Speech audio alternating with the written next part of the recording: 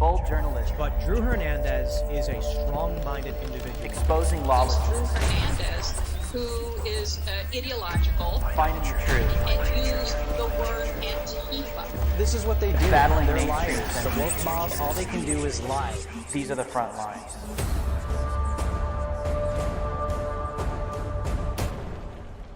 Welcome to TPUSA Live. My name is Drew Hernandez, host of Frontlines. We've got some great stuff coming up for you today. An Asian American journalist has been fired from his job at a Seattle news station for basically covering the news. Jonathan Choe will join us to tell us his story and explain some of the horrible tactics far-left groups like Antifa and other activists use to get him canceled. Plus, we're diving deep into the laptop from hell and the disgusting revelations that keep getting proven correct time after time regarding President Biden's son, Hunter. And by the way, Frontlines is now available on Apple Podcasts and Spotify. Do not forget to subscribe and leave a 5-star review to support the show right now. Thank you, thank you, thank you. My name is Drew Hernandez, and you are now on the front lines. All right, America, breaking news. Asian American Seattle journalist speaks out after getting canceled by the left-wing woke mob, the Post-Millennial reports. Journalist Jonathan Choe and Sinclair Broadcast Group's Como 4 News in Seattle parted ways on Monday after the network allegedly caved to pressure from far-left activists that launched a coordinated campaign attack against Choe's reporting of a Proud Boy event. Choe told the Post-Millennial in a statement, quote, "I am not a neo-Nazi, fascist, or white supremacist. Those are just a few of the names I have been called over the past few days for my recent coverage of a protest in Olympia, Washington that was advertised as a rally for America." He also said, "As a proud Asian American journalist who's faced years of discrimination for my race and ethnicity, this is comical at best. I've also been accused of intentionally creating propaganda videos for the organizers of the rally.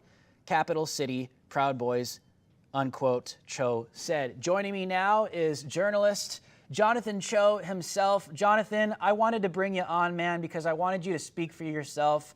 I could sit here and quote this article and recite everything they claim you said, but I wanted to hear it directly from you, man.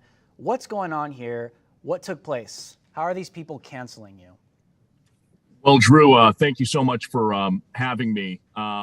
I just want to say I have absolutely no ill will towards Como News or my colleagues, and it's just an unfortunate series of events. But look, if you've been following my work even for the past year, I've been targeted by anarchists, Antifa, alt-left activists for simply shining a light on the homeless crisis, on homeless encampment sweeps, the protests. And if it doesn't fit their narrative, they go after you. So I've been attacked on the front lines of these protests, even during homeless encampment sweeps. And, you know, this Proud Boys rally, look, I went on a weekend on my own time because I wanted to see what was going to happen. If you recall, about a year ago, an Antifa member shot a Proud Boy in Olympia during a similar rally. As a news hound, as a journalist, I have to be there on the scene just in case. Now, interestingly enough, nothing happened. And all I did was live tweet what happened. And the controversy ultimately was sparked after I recorded a video of a march. You can hear me walking through the crowd. A protester had a speaker blaring with music that apparently is played at white supremacist rallies or protests on occasion. I had no idea. I've never heard this music. I didn't even hear the lyrics. You can hear car horns honking, and I simply put a series of photos over that video as a recap of the day. In our industry, it's called a Nat Sound package. But that's ultimately what my critics seized on and turned that into something that it was not meant to be. And that's where we stand today. And absolutely. I mean, these are the same people, Jonathan, that are, you know, they put out the, you know, defend Asian lives, stop Asian hate, and Asian people matter and all this stuff. But here we are. We have these far-left Antifa militants. We have these far-left activists that come after people like you. They come after people like me. So I'm standing right there with you, man. I get the death threats, all that stuff on Twitter all day long. How does this make you feel, and how does this affect your career? Because, I mean, when you go out there, you don't have an agenda. You're not a propagandist. I mean, you're literally just showing what's happening in your community. That's about as basic as journalism gets. That's about as simple as it should be. But they're the ones who are propagandists. They're the ones who lie about you. They're the ones who slander you, these so-called activists, these people behind masks. I mean, they do the same thing to Andy Ngo. But they say, oh, we want minorities to progress in the United States of America. But here they are actively trying to ruin you. How does that make you feel? This is ridiculous. Well, Drew, again, thank you for your ongoing support, but there is no way my career will end after a series of weekend live tweets. There is absolutely no way I will be capitulating to the culture. I'm going to take some time off and I'm going to recalibrate and I'm going to, map out my next steps. I'm so thankful to all of my colleagues who have supported me, many of them, along with all of my followers and viewers, especially here in Seattle. The outpouring of support has been tremendous, but I've also been really valuing and listening to some of these critics who will actually, take the time to tell me how I could have done things differently. And I think that's what I'm going to be focusing on moving forward. What could I have done differently? Could I have added more context? Sure. Could I have presented it a different way? Fine. But what I'm not going to apologize for at the end of the day is showing what's happening on the ground. And the problem I have is when the critics and activists go after journalists because the story doesn't fit their worldview, ideology, or narrative. That's the issue I have. That's what I'm going to be standing for and against with my work in journalism moving forward. Absolutely. I love to hear it, man. Do not let these people stop you because that's what they want to do. They want to discourage you. They want to put fear in your heart. I want to run this clip and get your reaction to it. Some kind of far-left activist, it looks like you were in the area Chaz was, covering the homeless encampment. Let's run that clip. Some psychopath literally coming after Jon Choe. That you can't think on your feet in a way that will represent Como positively. Like they're hiring journalists that don't even know how to answer a question without looking like an asshat. You have no right to come here and talk to people on such a sensitive topic when you can't even function as a journalist to make people look. I'm just sorry, but you guys are just exploiting people every step of the way. You have no right to come here? John, it's like, dude, what? This is what you have to deal with in Seattle, man. Yeah, this is, Drew, you know what Seattle's about. I mean, but for your viewers who don't know what this region is like, that is what I've been dealing with. That's what a lot of journalists have been dealing with every time they go out to cover a homeless encampment sweep or a protest, like I've said. And unless you're here on the front lines, and I'm one of the few journalists, even during COVID, at the height of COVID, I was out there day in and day out, strapping on a mask and just taking my chances because I'm trying to show what's actually happening on the front line. But you have activists like that. He has every right as an American to share his thoughts, but clearly he has a megaphone and he's trying to outshout me and disrupt my photographer who's simply trying to record what's happening. And that is the concern now for the journalists who remain in this city. It's this chilling effect that I'm concerned about because other journalists have already told me, oh my God, look what happened to you, Jonathan. Why would I risk my career or my reputation at the hands of these alt-left, extreme activists coming after me just for covering the story? And I think that is going to be a debate, a conversation. And quite frankly, a lot of journalists in this town, they're having this crisis of conscience, right? Mm-hmm. Do I pursue this journalism, pursue the stories that need to be told? Or again, do we capitulate and just say, hey, let's just cover the next car accident or another shooting? It's not controversial. So that's what I'm hoping ultimately all the mainstream news organizations here in this town kind of decide. How are we going to cover these stories with extremists moving forward? And I think at the end of the day, I think J schools as well, journalism schools across the country, have to look at what's happening in places like Seattle and Portland and decide, how are we going to cover this moving forward, especially when it comes to social media, when you're live tweeting something, right?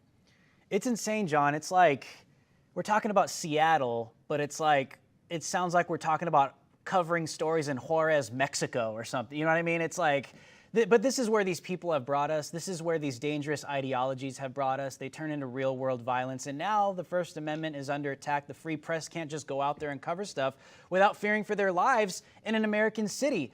John, just to put it into perspective, okay? You and I both know the answer to this question, but I want my viewers to see how ridiculous this is. What exactly are you covering in Seattle that is making you such a target by Antifa and the far left that they want to come out there and silence you and threaten your life? This homeless encampment stuff, right? But why are they getting so crazy over something as simple as this? It's because I'm showing the truth. I'm showing what's happening on the ground. And there have been some activists, again, who have told me on the front lines that they want these homeless encampments to remain. It's because at the end of the day, some of them want these to remain to say, this is why capitalism is not working. They want to start a socialist revolution. Literally, this is what they'll say to me. They have this written all over social media. So they're trying to disrupt and undermine culture and society. So they want these homeless encampments. They want the hot messes to remain. And they say it's inhumane to move these people into better situations.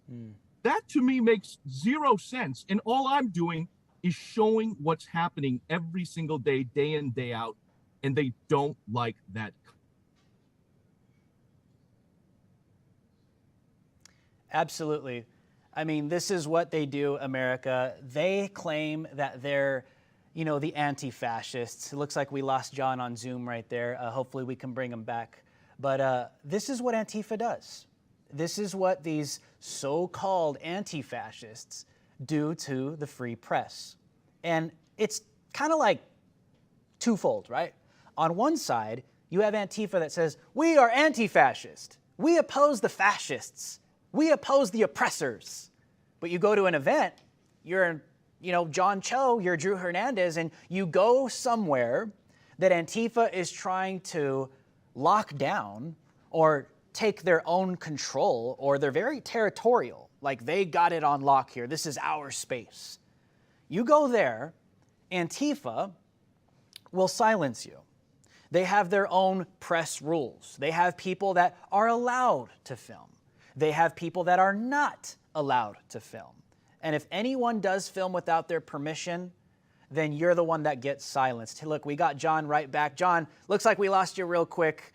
But what are your final words to the public, man? Because I'm explaining here how this is what Antifa does. They claim that they're the anti-fascists, but in reality, they're the fascists because they silence the free press. They claim that they're the social justice warriors fighting for minority rights, but they're the ones who silence Asian American journalists like yourself. What is your message to this? In my opinion, it's a doctrine of demons. This is evil. This is not progression. What is your message to people that believe this stuff and that just want to silence you for telling the truth?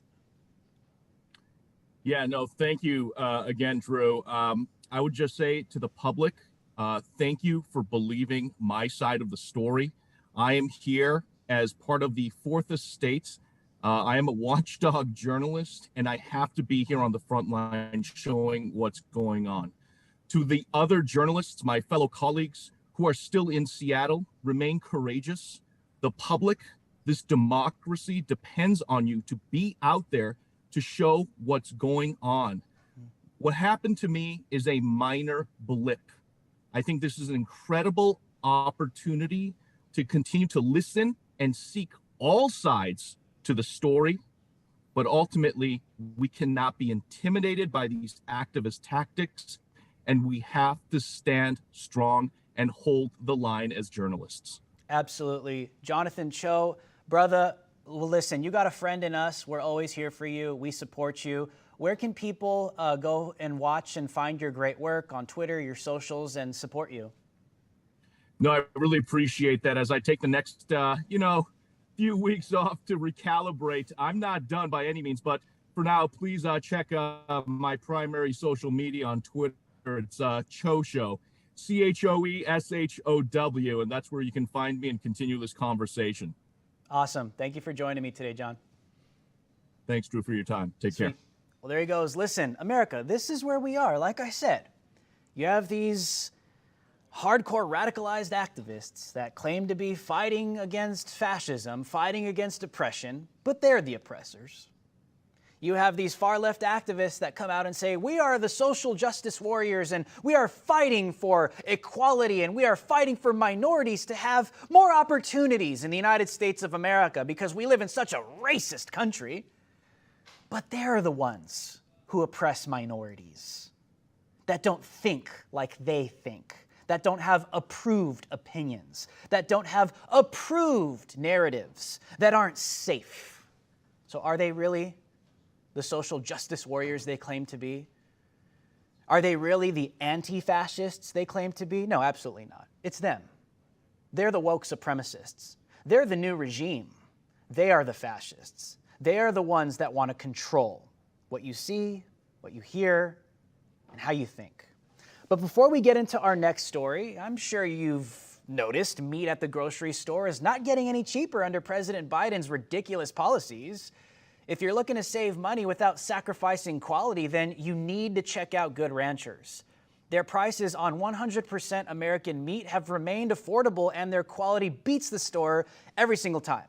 So right now, you can save money, get steakhouse quality, and donate $50 to TPUSA by visiting goodranchers.com/TPUSA. With your purchase, you will donate $50 to TPUSA to help us do what we do here every single day and support American ranches in the process. Make your $50 donation today. Go to www.goodranchers.com/TPUSA to get the quality you have been missing. All right, America, let's continue. Hunter Biden, all right?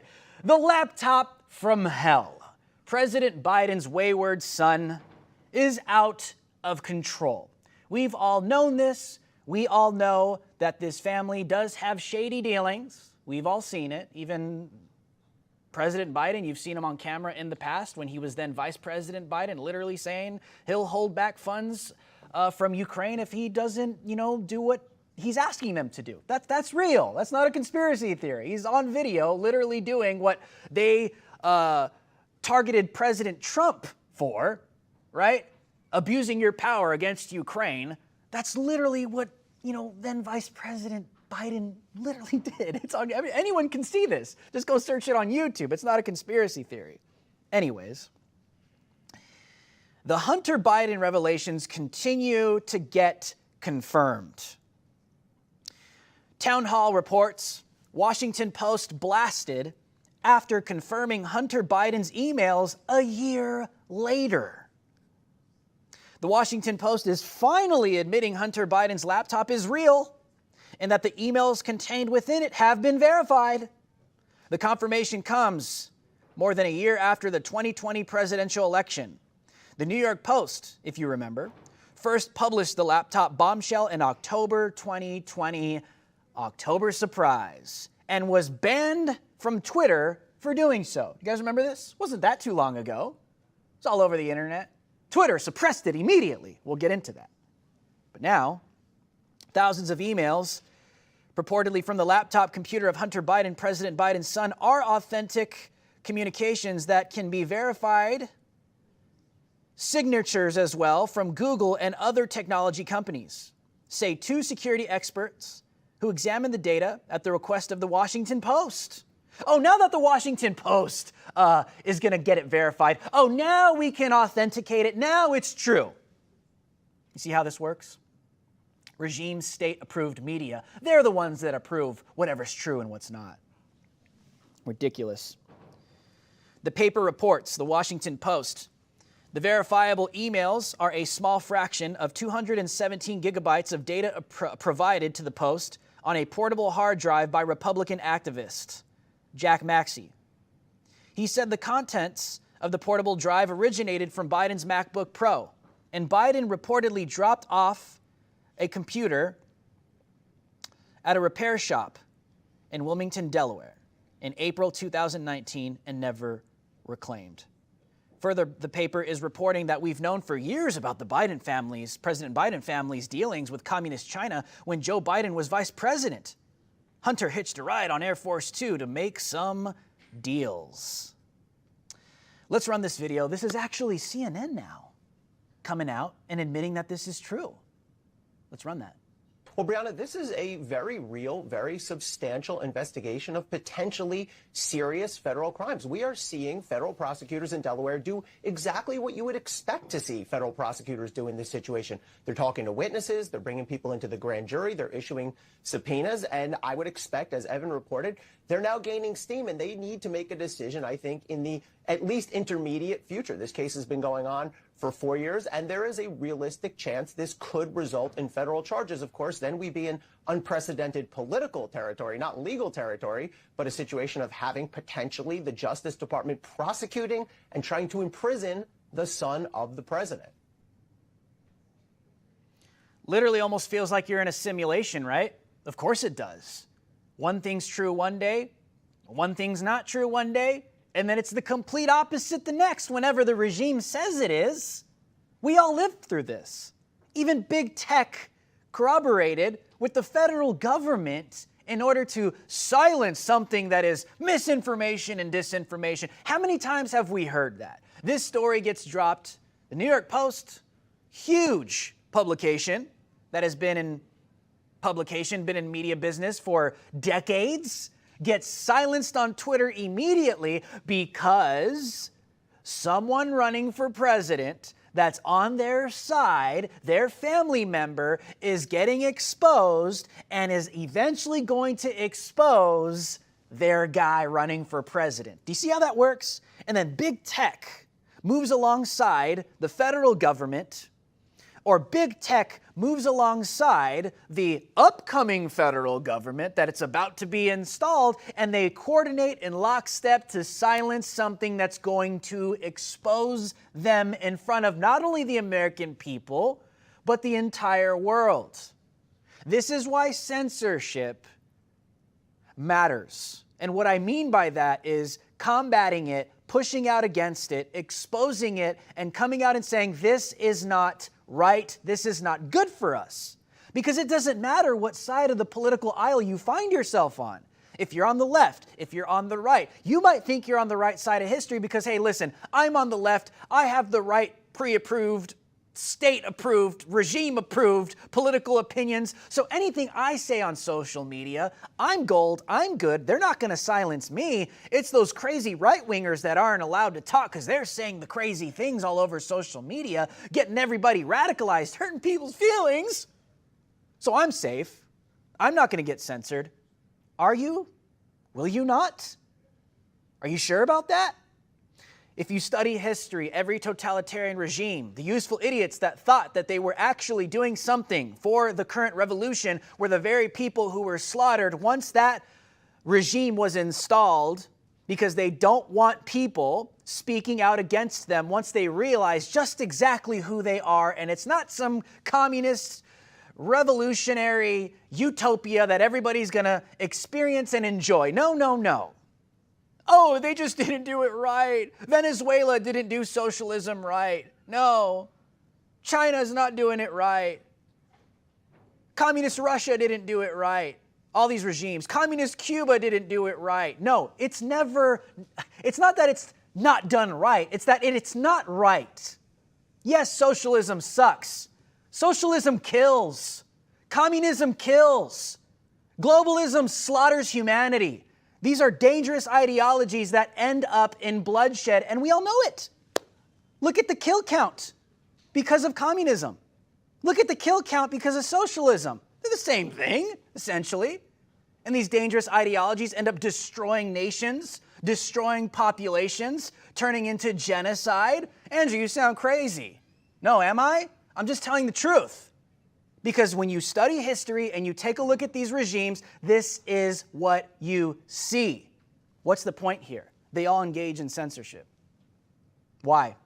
Because they need to silence any opposition, anyone that speaks out against them. This is what you're seeing in lockstep right now in 2022 with big tech, the federal government, and these regimes in the United States of America and across the world. It's even worse now. These people have more power than ever to silence your voice. I mean, they did it to then President Trump, didn't they? The sitting president of the United States of America deplatformed, silenced, censored immediately within seconds. If that does not put a chill down your spine, I don't know what else will. These technocracies have way too much power. They need to be regulated, 100%. They can't be cozy, getting the best of both worlds. Oh, we're a utility, yeah, but we are a publisher. We're actually kind of like, I don't know, neither. Maybe we're both, who knows? We just want the power to do what we need. But why do these authoritarian regimes, why do these communist circles, why does the deep state, why do they all enjoy the power that big tech has? They're not going to regulate them. Why would they? Because they're on the same team. They're literally on the same team. This is why you see the double standards all over social media. This is why you see this. I'll put it to you this way. Same scenario, right? 2020. President Trump running for president. What if this same story came out from CNN, but it was Donald Trump Jr. being exposed and some laptop that he had? What was Twitter's response at the time? Oh, we censored it, we suppressed it because Jack Dorsey literally told this to the people questioning him at the time. And he literally told them, the reason why we censored it is because, we just weren't sure if it was real or not. It was disinformation. So we just killed it immediately and we stopped it. Do you think Jack Dorsey and Twitter would have done the same thing if this was CNN dropping a story on Donald Trump Jr., President Trump's son running for president, Trump himself? If it was some story of some laptop with like child porn on it and all kinds of crazy stuff, like what do you think would have happened? Do you think that then President Trump would have gotten the same treatment? Of course not. Of course not. They would have left it up for everyone to see. They wouldn't have said, oh, it might be disinformation. We might want to put a stop to that. No. That is the double standard. That is the hypocrisy because they're on the same team. Jack Dorsey, Twitter, Facebook, it's clear by now. They're all on the same side. They're biased human beings. So of course they're going to give a little more leniency to someone that has the same ideologies as them. But this is where it gets dangerous. Because you have these corporations that have so much power, that have the ability to silence a sitting United States president within seconds, not minutes, not hours, not days, not months, within seconds. And if you don't think for 1 second, this is where people get it wrong when they think they're on the right side. That totalitarian regime is going to turn on you at one point. Because right now it's about having the right think. Right now it's about having the right talking points. Right now it's about saying the right things in order for you to be able to speak on some of these platforms, right? Of course, yeah, that's what it is. But the day's coming where you are going to have a difference of opinion, my friend. You are going to express something that disagrees with the current regime, and then you're going to find yourself on the wrong side. You see how this works? I don't know, Drew. I think you sound a little crazy. I'll always be on the right side of things because I have the same ideas as them. No, that day is coming where it may be a little too far for you. You might express an opinion that's pro-human. Oh, and then all of a sudden, you become the right-wing bigot. All of a sudden, you become the white supremacist. All of a sudden, you become the alt-right psychopath that has scary and dangerous ideas because you spoke for yourself. That's what I want you to see. They use these labels in order to taint you and in order to mark you, in order to ostracize you so that they have an excuse to come after you and silence you because you just identify as opposition because you thought or you spoke differently. That is what happens in history. You might think you have the right ideas, but you don't. This is as high as it goes. I don't know if it's about as high as Hunter Biden. I don't know. But all I know is that this is where it goes, to where a sitting United States president gets censored immediately. If that could happen to someone like that, it could definitely happen to you. And just because you think you're on the right side of history, my friend, you should never champion censorship. You should never praise censorship. Humans should have the ability to speak, and the free press should never be silenced. My name is Drew Hernandez. These are the Front Lines. I'll see you guys next time. These are the front lines.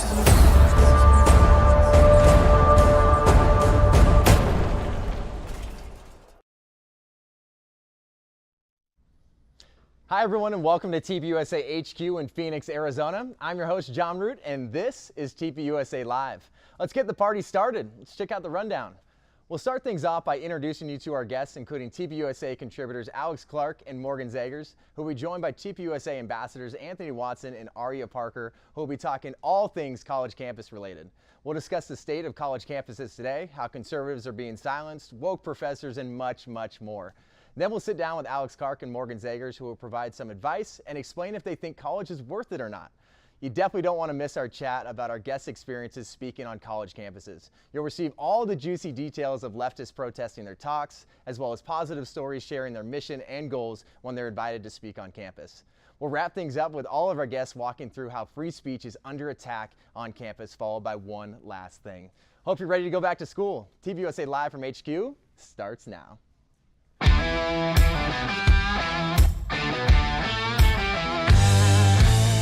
Authentic, unfiltered, grassroots content and conversation every weekday. Live from Phoenix, Arizona at the Turning Point USA headquarters, this is TPUSA Live. Welcome back to TPUSA Live. Before we dive in and meet today's guests, I thought I'd share a few statistics. According to Pew Research, only half of American adults think colleges and universities are having a positive effect on the way things are going in their countries these days. Additionally, 77% of adults say colleges lean liberal, while only 15% of adults say colleges lean conservative. That's why we got y'all here right now, because we need to talk about the state of college campuses right now and what's going on. Aria Parker, you got a TPUSA ambassador. Anthony Watson is also a TPUSA ambassador. And then TPUSA contributors, Alex Clark and Morgan Zegers, welcome to the show. Thank you. Thank you for having excited. It's good to have you. So what we're going to do is we're going to start with you, Alex. So obviously hosted Politics, spiller of a host here on TPUSA Live, and you're a cute conservative cinnamon roll. Thank you very much. I was paid to say that one. Thank you. Money well spent. But you speak on a variety of college campuses, a variety of events, and things like that. How was that experience for you specifically when you're going on campuses or speaking at these events to college students? Well, you know, I think the type of show that I host doesn't scare the left too much. Like, I'm not that scared of them because it's like, well, this girl's talking about Demi Lovato, you know, she's not much of a threat. But I have had some weird experiences with Antifa threats and people like bombing virtual chats, like getting in my Zoom chats and things like that, which is interesting and just kind of trolling. Yeah. But for the most part with me, it seems like they talk a lot of smack online and they want to do that, but they're way too scared to do it in person. They'll never do it in person. Well, I think it's because they just know that I would troll them back and that I would just have witty comebacks, you know what I mean? Like it wouldn't affect me in that way. So I think they kind of stay away. So I've had that experience, but mostly I really hear a lot from the conservative students that invite me to speak on their, you know, for their Turning Point chapters and stuff, just about how they are treated so differently from the other clubs on campus. Mm-hmm. So that's kind of sad to hear. Yeah, and then that's something that you've been around a lot too. Morgan Zegers, TPUSA contributor, also a business owner. Zegers Freedom Flags. I know we've had a lot of people in the office buy some of those, and then also Young Americans Against Socialism. You're the founder of that as well. So when you're speaking on college campuses, what's your favorite part? Because we know there's a lot of negatives and people pushing back, but what's your favorite part about instilling some of these values in these kids' lives? Well, I have two things. First of all, I really try and make it informative, so I hate to say it, but it's kind of like another classroom session for the students. I always tell them, like, bring a notebook and bring a pencil and a notebook because you're going to need to write down a lot of this information. I tell them about the groups of the left, the rise of the left, the tactics they use, and the funding that they get so that they're more aware of their enemy on campus. And yes, I mean enemy because I think leftists are our enemy, liberals, we can win them over. The second thing, though, is it's always funny for me because I'm not a campus clash kind of girl. You know, I'm not there to yell back and forth with somebody in the audience. I couldn't really see you raising your voice either. It's not going to happen. And so all these like Antifa groups and the Black Lives Matter people and the Dem socialists, they always show up and they think they're going to get some big clash and it's never going to happen. And so oftentimes they come up to me at the end, and I've even had them follow me on Instagram before or after and say that they really respect what I said. So I appreciate that. Yeah, you're making a difference on college campuses, and especially you two, TPUSA ambassadors, Aria Parker, Anthony Watson. First off, I've chatted with you guys quite a bit, but just so our viewers know, we'll start with you, Anthony. What inspired you guys to start speaking on campuses? I mean, I just have a passion for young people. I mean, people that see the state of our country where it's going. Me personally know that young people are the next generation, and it basically lives or dies with them. And so that's the generation that a lot of people tend to overlook, from the terrible teens to like the uncontrollable young adults. But it's just like coming from that kind of background myself, where you just grew up in a lot of chaos. It takes people that actually see your potential, that you actually like, even if you don't change right away, it gets your attention to know that it's just like, okay, someone actually sees me outside of what I normally am like classified as. And so doing that, it wasn't something that I really wanted to wait around to be asked to do. It was something that I took initiative to do because, you know, everybody likes the spotlight when they have a chance to get paid for it or do all these other things, but you have very few people nowadays, with everybody on this right here, that do it just for the love of wanting to see change happen. And so that's what got me into it. And then when you two are speaking on campuses, like, what's your main goal and mission when you're speaking to these kids? We just want them to know that they're not alone, that there are people out there that are young and that don't necessarily have a platform to speak on, that care about them and that hear them and that are fighting for them. And so we try to encourage them with our stories, our personal stories, because we're just normal people who have never studied politics. We just kind of got into it because we have a passion about it. And so that's what our main mission is, and then our goal is, it's just to let them know that they're heard. And we like to have fun. Yeah. You gotta have a good time. Typical. We Yeah. don't sit there and just like slap stats. I'm up on stage, I dance, I tell jokes. I love that. Yeah, you know? it's awesome. And it's just like, it's unconventional, because a lot of people come there to throw their verbal tomatoes at you, but then when you get them to laugh, I'm just like, ha, gotcha. But you guys are doing He's so many really great good at that. things on college campuses, and so glad you guys are here, because up next, we teased it before, we're going to talk about the state of college campuses today. There's a lot of crazy things going on there. Woke professors, we'll talk about the professor watch list. We also got segregated graduations. Crazy things are happening on college campuses all over the place, but we're going to talk to every single one of you about how we're fighting back on that and making sure conservatives are heard on campus. We'll see you in a few. All right, guys, you have signed up, right? You've joined freedomsquare.com. If you haven't, why not? This should have happened a decade ago. How did somebody not think of this earlier? If you're a business owner, we have a business directory to promote your business to patriots across the nation. So if you want to buy American, if you want to sell American, we have a business directory. Whatever it is, go now. Join us in the fight for freedom. Welcome to Freedom Square.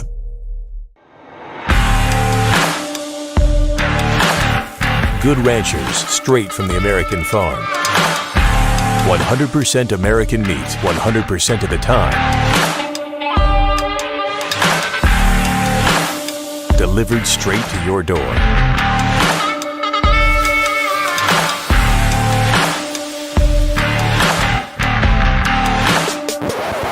Wait, are those my Good Rancher steaks?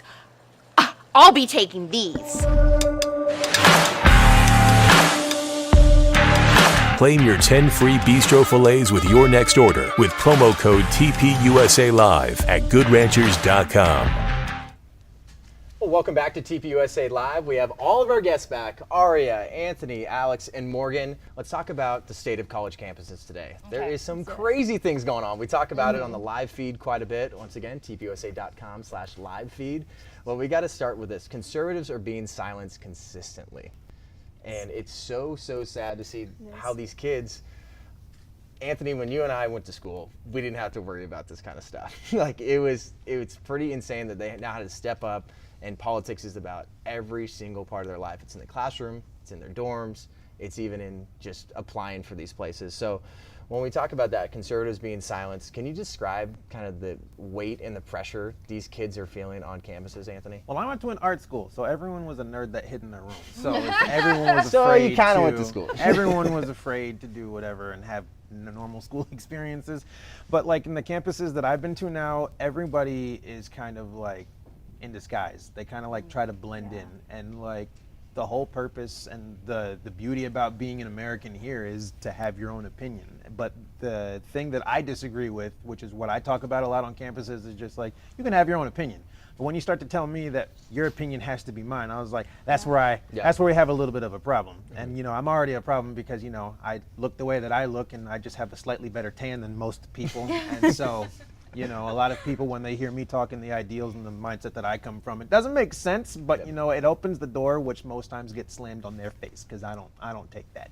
I like that. I like that attitude. And then there's so many kids that are discouraged right now on campus. They don't really know where to go, but luckily they have you two. You guys are going on campuses. Also as well, we got some contributors going on campuses, but when they feel discouraged, why is TPUSA so important and you guys going on campuses speaking the truth? Well, like I said before, this is like a place for them to come and realize that there are more people like you. You don't have to hide in the closet anymore. You don't have to like come away from your values and shun yourself, because that's not how it is out in the rest of the country. Like, there are conservatives out there that want to hear from you, that are on your side. We have cute conservatives all over the country. Like, we have these Facebook groups and just people who are going to the conferences and everything. Like, if you're feeling discouraged, just know that you're not the only one out there that is feeling this way, and you just have to come together. And when I was in college, it was a place for us to develop who we are and to make those choices for ourselves, and it feels now that they're being made for us, and you're being shunned if you don't agree with the popular opinion. So, and also too, in college, you got to pass your classes. You do, yep.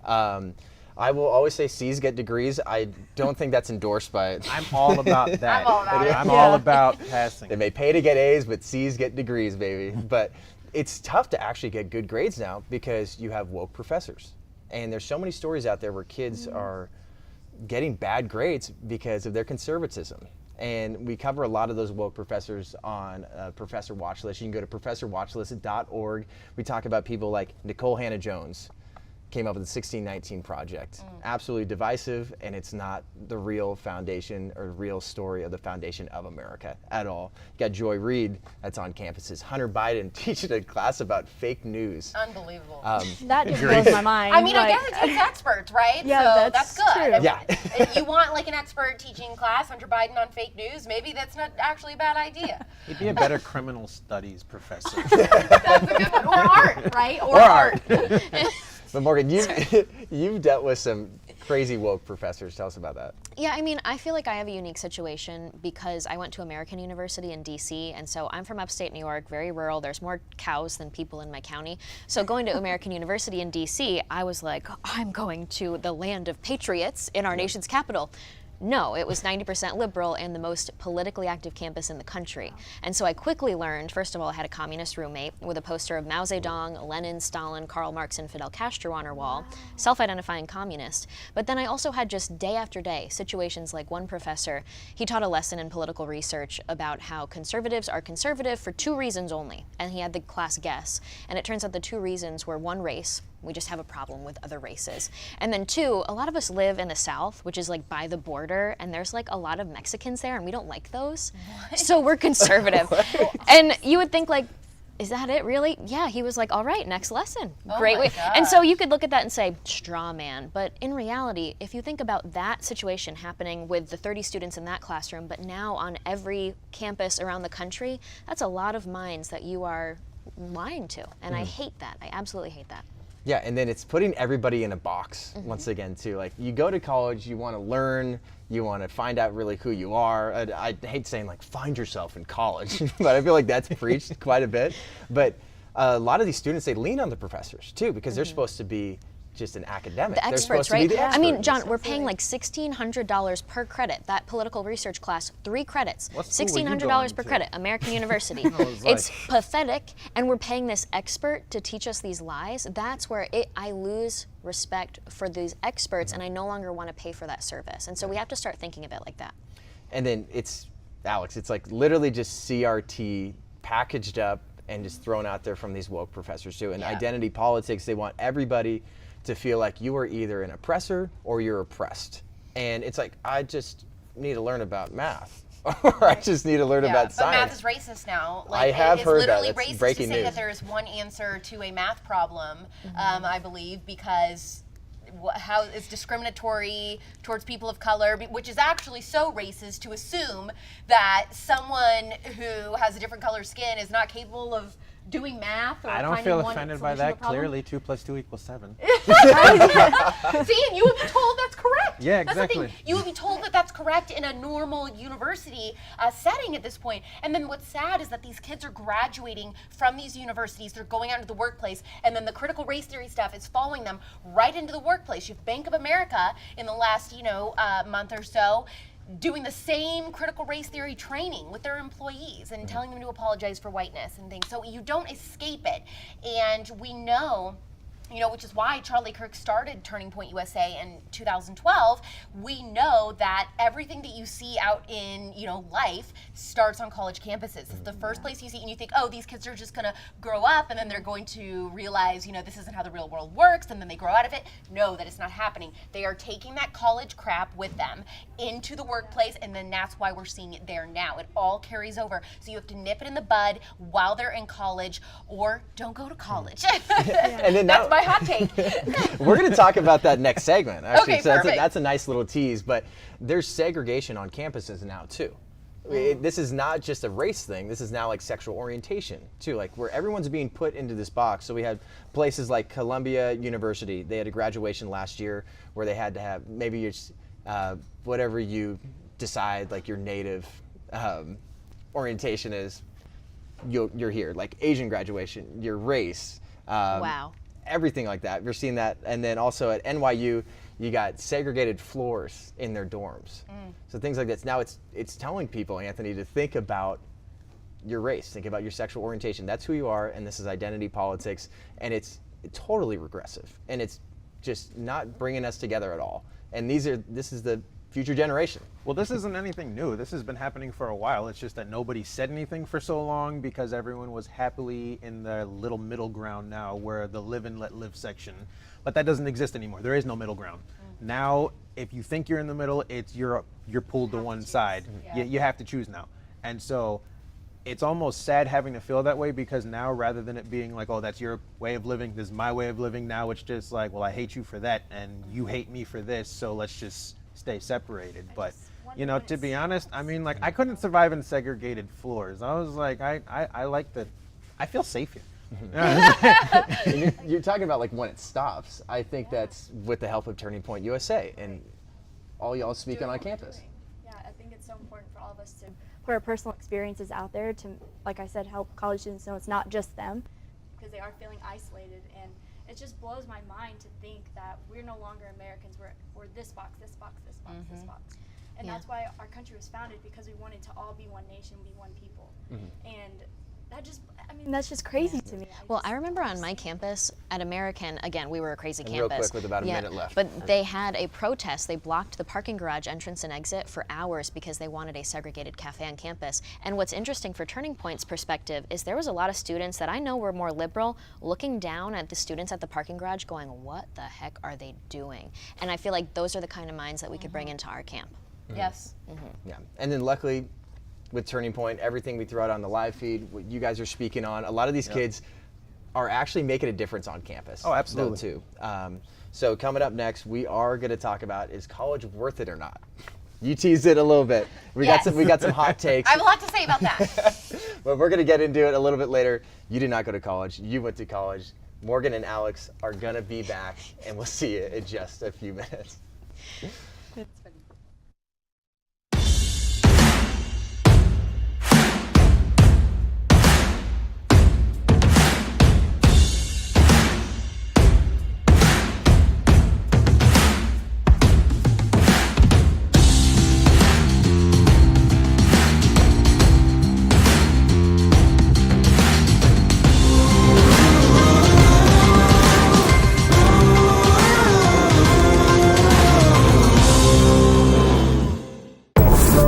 What if I told you that this has all happened before? The riots, violence, church burning, attacks on police, destruction of private property. My name is Sammy Steigman. I am a Holocaust survivor. This is the reality of what happens when you have capitalism that goes to socialism. El socialismo no funciona. El socialismo no funciona. And welcome back to TPUSA Live in beautiful Phoenix, Arizona, here at TPUSA HQ. We got TPUSA contributors Alex Clark, Morgan Zegers. Welcome back. We need to talk about, is college worth it? because there's plenty of days where I'm paying off my student loans and I said, nah. Yeah. But here's a little bit of data for you. We're giving you a lot of data, a lot of stats today. So from educationdata.org, the average cost of public college tuition per year is about $36,000, while the average cost of private college tuition is $54,000. So considering housing, tuition, everything, the average bachelor's degree can exceed $400,000. Alex, we're going to start with you. Okay. You escaped and did not go to college. Do you feel like that's something that you escaped? You didn't go. You're not in all this debt like some of us are, but do you feel like that's, looking back, that's something that's been like really beneficial and something that people should look into a little bit more like you did? Oh yeah, everybody asks me that, like, I want to do what you do. I want to host a show. I want to, be a conservative commentator or something like that. What degree do I need to get? What school do I need to go to? And I'm like, I didn't go to school. And, neither did Charlie Kirk. Yep. Charlie Kirk didn't go to college either. Now I went to a semester of community college, but basically my story, what happened was I was in high school and it's almost like I knew as a teenager that I was going to do something along the lines of what I was doing, but it was really ingrained, at least in my generation as millennials, that college was just the natural step. There was no other option. Nobody talked about trade school. Nobody talked about being an entrepreneur, anything. It was just, you're going to college. It's a known deal. So I remember being in my counselor's office in high school and just being like, well, I think I'm gonna be on a reality show. I had all these ideas. I just thought, and he was like, you're crazy. Before you make a huge mistake, why don't you just at least enroll in community college for a semester and figure it out? And I was like, whatever, but I knew I didn't want to do it because I hated math. I knew I was gonna have to take more math. I was involved in radio, TV all of high school. I had a fashion column that I wrote for our newspaper. It was the #1 student newspaper in the state of Indiana, by the way. Wow. So I had all those fun. We've got a star in the building. Well, and so I had fun doing those types of creative electives, and I excelled in those, but all the other stuff I hated. I hated school. I was definitely as long as I get a C, I'm good. I barely passed everything. I was hyper focused on, the things I like to do, and if I didn't like it, I didn't want to do it. Nobody could make me do otherwise. I didn't bring a book home once all of high school. I really did just get by the bare minimum. We're like the complete opposite. And I worked 3 jobs in high school. I wanted to my priority was career. I wanted to make sure that I graduated high school with a resume. So I enrolled in community college, and that's when I heard an ad on one of my favorite morning shows locally in Louisville, Kentucky, where they said, hey, we're looking for an intern for our morning show, and you have to be enrolled in college. I was like, perfect, well, I'm in this community college. I'm going to apply to be an intern on this radio station. So I did, I got hired, and then in 1 month, the general manager of all the radio stations said, hey, I think you're a star. I think you should rethink your ideas with college and pursue radio full time. So I did, and then I ended up doing reality TV, which is what I thought I would do, and I ended up hosting my own morning show, very young age, and I skipped all the college debt. I dropped out of the community college as soon as I went full-time in radio because I thought if I continue down radio path or college path, I'm going to be graduating trying to get the job I already have. It didn't make sense. So that's what I chose to do, and I do not regret it at all. Now I think about, would I have loved Greek life and would I have wanted to rush and do those types of things, like the fun aspects of college. But I think career-wise, it was the right decision for me because I ended up having, almost a decade of radio experience under my belt before coming to Turning Point USA to do politics. And so that was really, I think, the reason I was able to get this job. It wasn't about what degree I had. It was about who I knew and also just my work experience. So I always say intern, job shadow, meet people, network, come to Turning Point USA events because you never know who you're going to shake hands with that can help you get a job in the future. And then Morgan, you're on the other side of things too. Like you went to college and then you worked throughout college too to pay off that student debt, and sure, there's a lot of aspects that you learn a lot in college that are very, very beneficial. So from your experience being in college. Well, that's the thing. Alex and I have completely different stories of our education and our high school and everything, but even though we're the opposites, and I would cry if I got a 96 on a test because it wasn't 100. You're like, I never took a book home.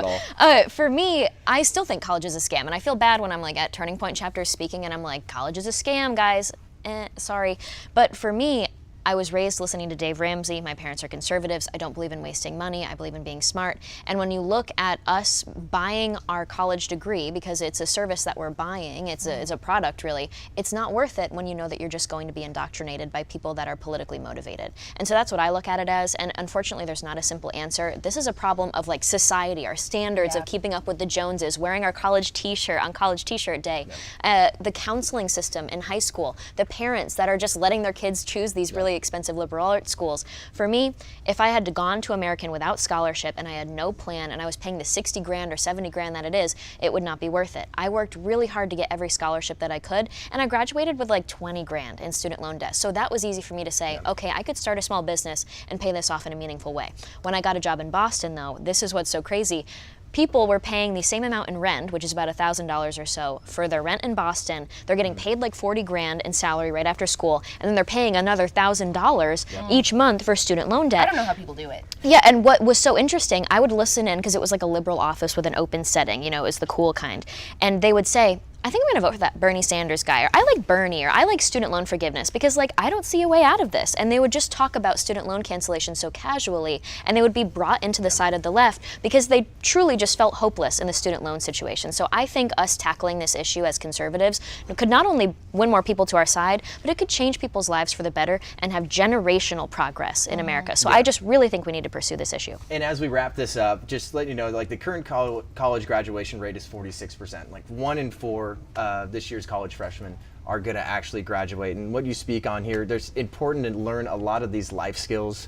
And whether you go to college or not, there's a lot of different options for you. So make sure you think about that while you're thinking about college. But coming up next, we're going to hear about some crazy stories about them speaking on campuses. We'll see in a little bit. Dear America, your Second Amendment rights are under attack. The left confuses the narrative, wants to take your Second Amendment away, and has no idea what they're talking about. But I do. So every week, I'm firing back with the facts to debunk the lies about what the left wants you to believe. Signed, XO, Page from Reloaded.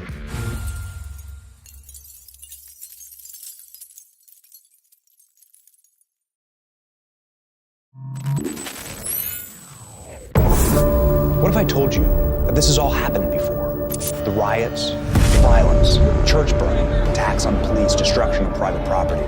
My name is Sammy Steigman. I am a Holocaust survivor. This is the reality of what happens when you have capitalism that goes to socialism. El socialismo no funciona. El socialismo no funciona. Sports are no longer just about sports. Instead, the media pushes a woke political agenda that the majority of fans don't want to see in their games. Join me, Jon Root, as I bring sports back to what made us fall in love with them in the first place.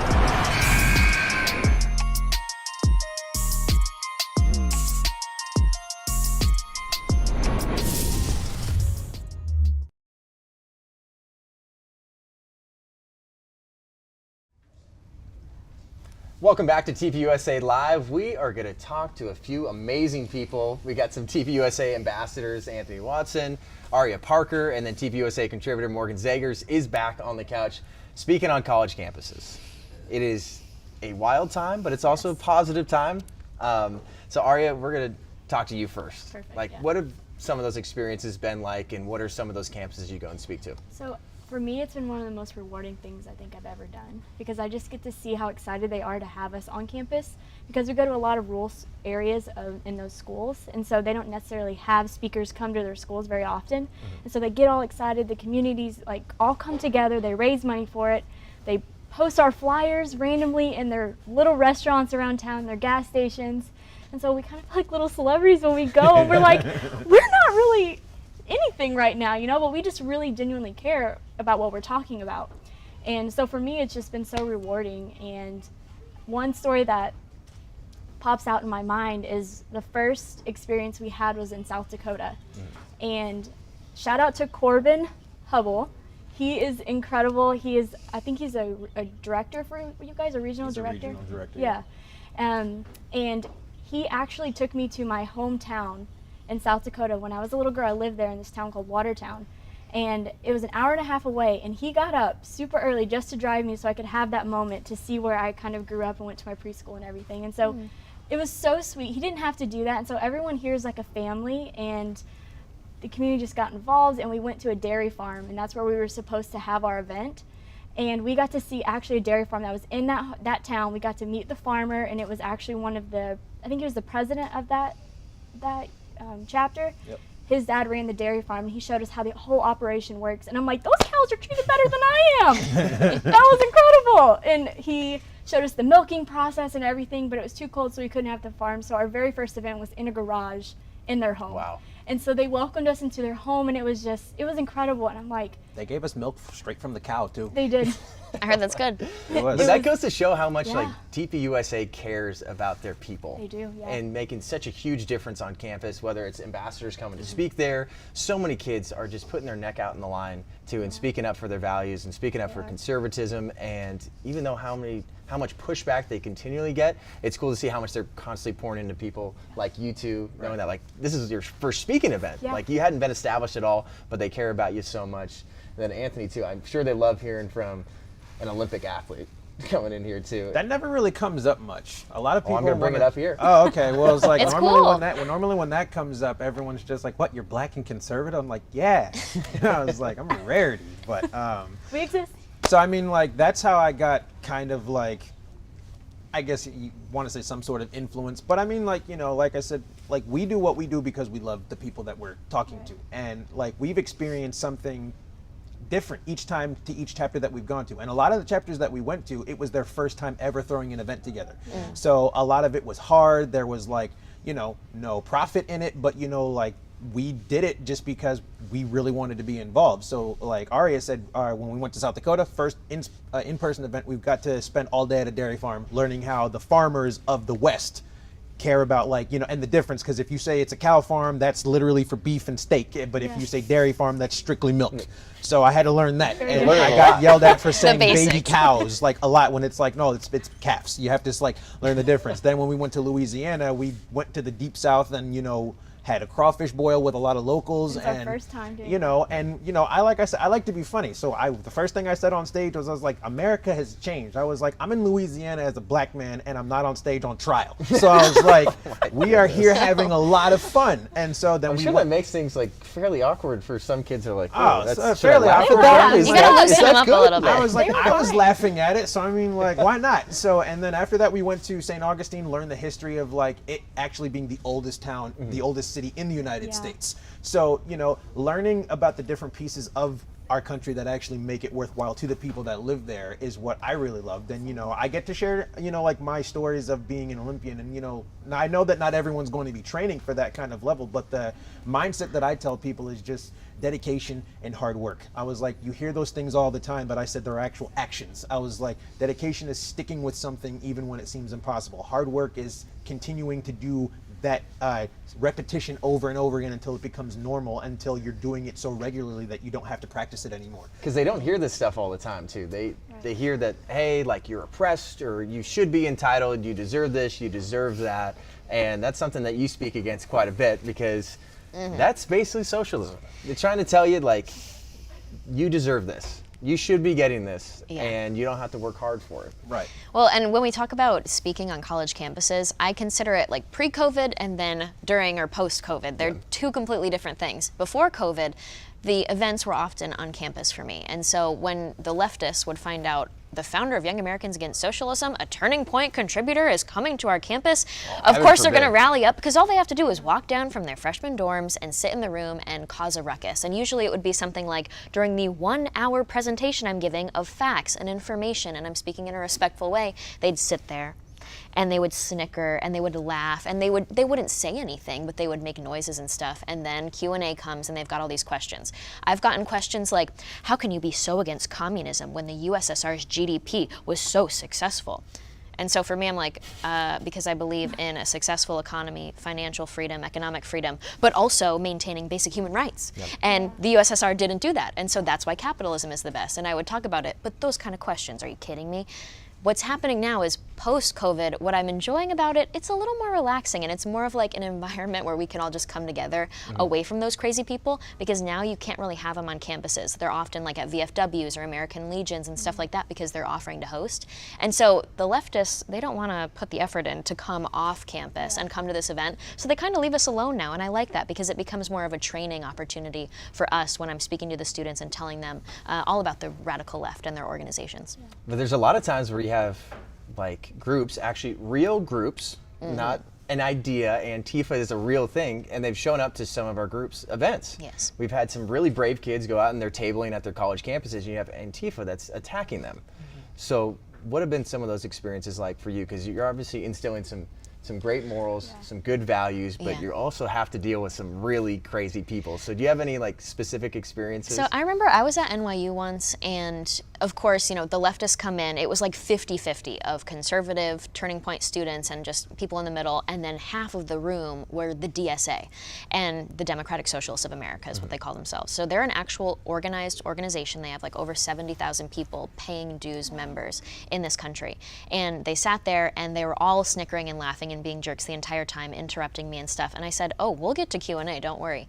But what was interesting is seeing the dynamic of their woke politics play out, because one of the students was so rude to me. I finally got to him for Q&A, and I said, can I ask you something? You're a socialist. Do you want to seize the means of production with the intention to end up like Venezuela? Or do you want to be a social democracy with capitalism and end up like Nordic Europe? And he said, oh, I'm not going to answer that. And I said, oh, you just interrupted me for an hour, and now you can't answer one question. It got into a debate. A legitimate question, too. It got into a debate, and eventually he said, I think you're just not very educated on this topic. And as a woman, blah, blah, blah. And he insulted my intelligence as a woman. The women in his DSA group were like, because he just kind of broke the woke politics rules. And so they were the ones that came up to me after, and they said, we are no longer associated with him. We are so sorry. We respect that you were bringing this honorable conversation. We just disagree with you. And it was so interesting. All that it took was for him to insult me as a woman, you know, identity politics, for them to come up and say, we're actually going to follow you on Instagram now. So it was so weird. And then quickly, with about a minute left, why do you feel like these kids that are on the left, that we desperately want to understand what we have to talk about? Like, you don't have to come on our side immediately, but at least hear us out. Why don't they want to hear this stuff? I genuinely think it's like a culture thing. I think they want to fit in with their peer groups and what's happening in pop culture and everything in the media. And so, like I said earlier, they don't want to put themselves in a position to not be seen that way. And so I think that they're just following everyone else around them, and which is not very smart. Like, no, it's totalitarianism. It is. Well, not just that, but there's bad examples everywhere, because everyone on that side, it's being shown everywhere that you can do all that kind of stuff, and there's no accountability for it, because people are too nervous to try and take a stand for what's right. But I tell everyone, I was like, look, standing for what's right has been difficult since kindergarten, when the teacher asked, who threw that? Yeah. And nobody wants to say nothing. So the thing that's great about all you guys, and then Turning Point USA, is that we are unfiltered and we can freely say what we want to say. We can talk about conservatism, and it's almost just countercultural on campus. So we're going to talk about next segment, an unfiltered take on how free speech is under attack on college campuses all across the nation. All of our guests are going to be back, and you better be back. We'll see you soon.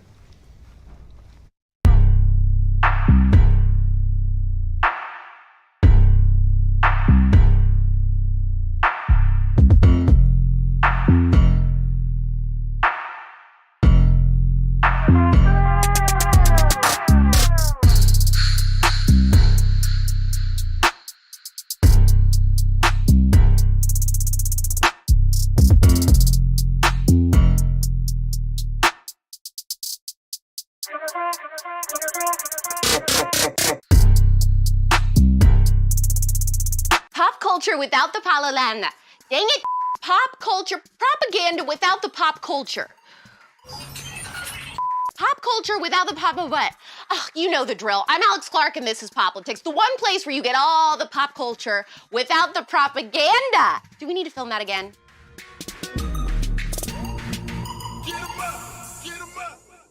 There is too much talk on gun control in this country, and I have something to say about it. So every week, I'm bringing you two-way truths on firearms, fundamentals, and freedoms. Whether you're an advanced shooter or brand new to the range, this show has something for you. My name is Paige Rue, and this is Reloaded.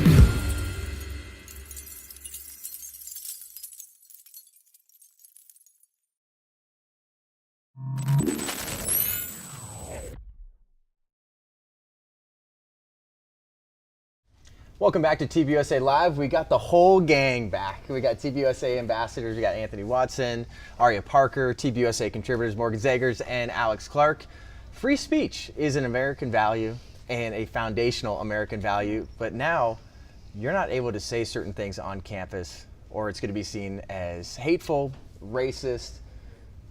It's insane what's going on consistently, and it's happening on college campuses consistently, and that's why we're here talking about this and trying to push back. So we talk about some conservative talking points that are now seen as racist or hateful. The nuclear families. Statistically, having a mom and dad in the home makes you more successful and have the ability to really go out and make a difference in the world. Religious values. Our country is built on Judeo-Christian values. Those are now seen as regressive, hateful, and then strong borders and strong men. Few more things that are actually statistically more toxic masculinity, not less. Luckily, you got a few strong men over here. Oh yeah, Right. Mediocre. That's why we mediocre strong. But that's happening on college campuses consistently, where it's like, hey, you can talk about this, but don't talk about that. I think in general, people look at conservatives and they think, well, are you saying that leftists shouldn't be able to say that? Like, no, we say free speech is a beautiful thing, but now we should all be able to bring up what we want to bring up. And there's obviously things that cross the line, but too often that line is made by leftists on campuses. So what do we do with that? I could take this one. I think we see this cancel culture that's going around, and for me, I'm frustrated because you have people like Chrissy Teigen. She was canceled because she was held accountable for really terrible behavior. I mean, telling teenage girls to kill themselves. But conservatives, we say, I believe in capitalism and freedom, and I want you to live your best life as your own person. And we are then removed from public platforms, canceled from our classrooms as the ostracized student, and really a lot of terrible stuff removed from the public square. And I have one situation at Wichita State University. Because I'm a Turning Point USA contributor, I believe in individual freedom and capitalism, I had this story where this girl, a student senator, put my name as a woman she admires that should be featured on the student government's posts about women for Women's History Month. She just included my name, and there was Janet Jackson and all these really cool pop stars and stuff. I know I'm not that cool, but she was inspired by me. You made a list with Janet Jackson. Right, and so she had just seen me speak at the Texas Youth Summit, and so she put my name in. She was given an ultimatum by the leftist students in the student government that said resign by 5 p.m. on Friday, or we will charge you with violating the student code of conduct for promoting white supremacy and Nazism. And they literally did. So we had to then defend this student, a freshman, and protect her during the entire process as she proved that she didn't promote white supremacy just for promoting my name as a Turning Point contributor. It was insane. But that's what they said. They said they felt uncomfortable with her being in the room of the student government. And then a lot of times too, you see something like that, students aren't given a choice at all. It's it's our way or the highway. Yeah. So that's hateful. That can't be happening here. And there's no pushback at all. A lot of these kids, like we've talked about in some of these previous segments, what do we do? Yeah. How well, do they say push our back on words it? are violence, and that's what they use to justify removing us from the conversation. And then at the same time, they say if you don't say anything, silence is violence. So you can't win. Yeah. So you need to speak in there's favor. no right answer. They always move the goalpost, right? They come up with one rule, and they change the rule whenever we bring up how that doesn't even make sense. But one thing that I try to talk about is being vocal about these stories of discrimination that you're facing on your campuses, because the problem is a lot of adults, a lot of alumni that are donating to these schools and giving so much money to them are more conservative, and they truly have no idea what the realities are on these college campuses. These college campuses exist because of their money. If they stop giving them their money, then they have to really listen to us. So that's one thing that I think is important. When you're tabling, if you're, with your Turning Point USA chapter on your campus and you're starting to experience, aggression and things like that, make sure you're recording it, and keep calm and everything, but expose this leftist craziness so that people understand what it is really like. Sometimes they need to see that to be like, whoa, okay, I didn't know it was that bad. Yeah. So I think that's super important. Yeah, they need to be mini journalists, because we see that consistently. Whistleblowers almost. Yeah, these viral videos, we wouldn't know anything about any of these teachers and a lot of these woke politics that are being inserted in the classroom unless it was recorded. And I believe we do have a program for that. If you are somebody that is an alumni member that's been donating a lot to a certain school and you want to put your money somewhere else that's going to help more conservative students, we have a program for that at tpusa.com that you can look into as well. Exactly. And then right now too, a lot of kids, they're now in school, but like while they were thinking about school, there's vaccine mandates. So something like that, when you speak out freely about, hey, like my body, my choice, that's now no longer a thing when it comes to the vaccine. And kids are being told you can't go to school. And they have to make that tough decision of, do I go to school or do I stand with my values and my personal health and my personal choice? Well, you have to let everybody know from the beginning that they have a choice. You know, and sometimes what you pick might not be popular and it might not get you a round of applause, an audience, or a pat on the back, you know, and it ties all of that together between the kind of family that you come from, your religious beliefs. And, you know, I'm a Christian, and I honestly believe that people should have been protesting in schools when God got taken out of it. Because, you know, there's that passage in Matthew where he says, you know, when a spirit leaves, it searches the air looking for a host, and then it says it always looks to go back to the place that it got kicked out of. And then it says if it's not occupied by the Holy Spirit, then it comes back with 7 more. So that's why in schools now, when God got taken out, now you have gender dysphoria, now you have critical race theory, now you have all these things that have now teamed up, and it seems like impossible to get out.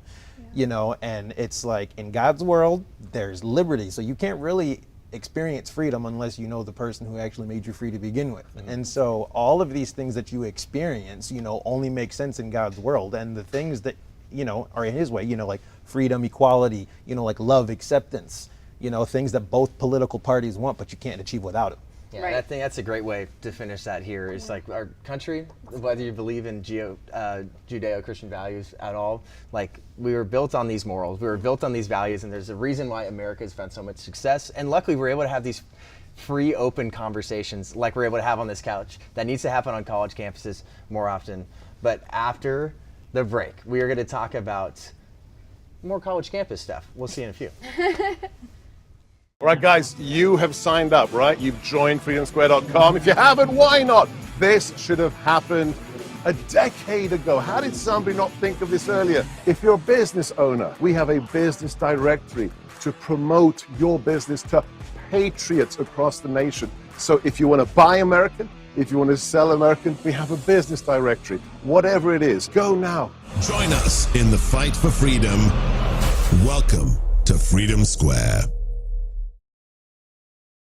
Welcome back to TPUSA Live. What I was trying to say before the break is we got one last thing. We need to talk about how TPUSA is making a difference on college campuses. So often kids are discouraged. They want to know how they can fight back. They want to know whether it's worth it or not. But TPUSA is really helping win the culture war, and every single one of these guests right here is making a difference on their campus. So if you gave one piece of advice, Alex, to conservatives on campus, what can they do to push back, and what can they do to make sure they have representation on campus? I would say there's strength in numbers. So I just saw a kid today say that he looked around his classroom, every single person had a mask on. He decided to be the first one to take his mask off, and he saw 6 other people follow. So sometimes you are going to have to be the one to dare to be different and take a chance and kind of break the rules. But sometimes we need a little, what is it, civil discourse or right? Civil disobedience. Civil disability, yes. Disobedience. Those are both wrong. Civil disobedience. That's what we need. Not civil. You got there. You got there. Classic Alex moment. Love it. She didn't go to college, so give her Aria, what's one piece of advice? Oh, okay. So for me, I think something that is very tangible that kids can do is trying to get involved in their local government just around or the town that they're in, because I think that we've seen a lot with like the election and the different things like that. And so I am just a big advocate for that. Maybe just volunteering or something in your local community. And then girls, stand up for yourselves. Like, I'm such an advocate for that. And I think that right now media has taken or has shown us what it means to be a strong woman, but they've taken away the identity and the dignity of what it means to be a woman. And so I think that if you really hone in on those, that's a really important part. Yeah, I think for me, a lot of students are worried if I speak out against vaccines or if I speak out as a conservative on campus, I'm going to be canceled. But they need to see big picture. College is there to train you and to give you the tools that you need to succeed in your career and to build a strong life as an individual after graduation.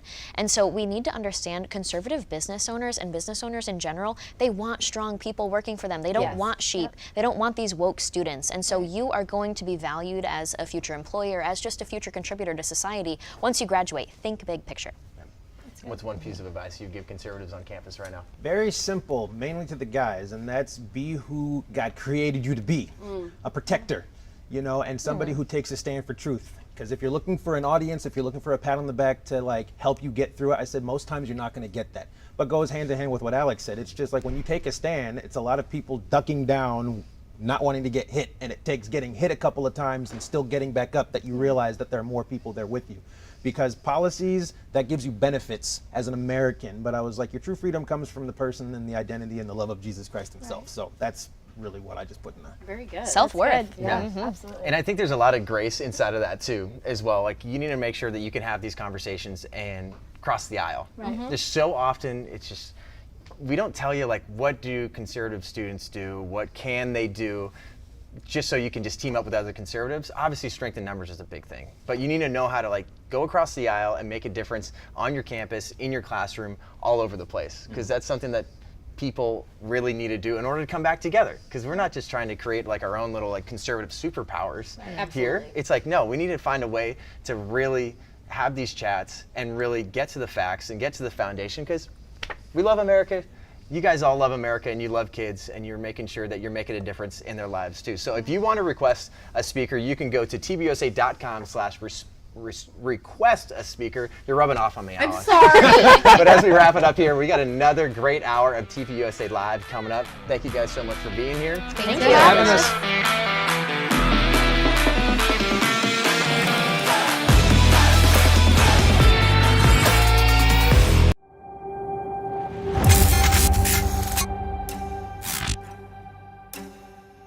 China lied, people died. You think we're the only economy that China wants to see fail? You haven't been paying attention. Remember all your online purchases? But really, we're the product. Am I the only one who wants to know why the rich got so much richer?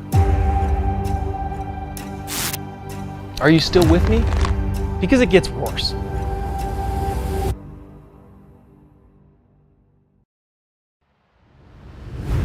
Ladies and gentlemen, welcome aboard today's edition, Human Events Daily, powered by Turning Point USA. Today's stories. The Biden administration is announcing a new trans agenda, and thank God, I know everyone's been waiting for this. They're adding a new X gender to U.S. passports. We'll get into it. Next, President Biden's new plan to curb gas prices is angering drillers.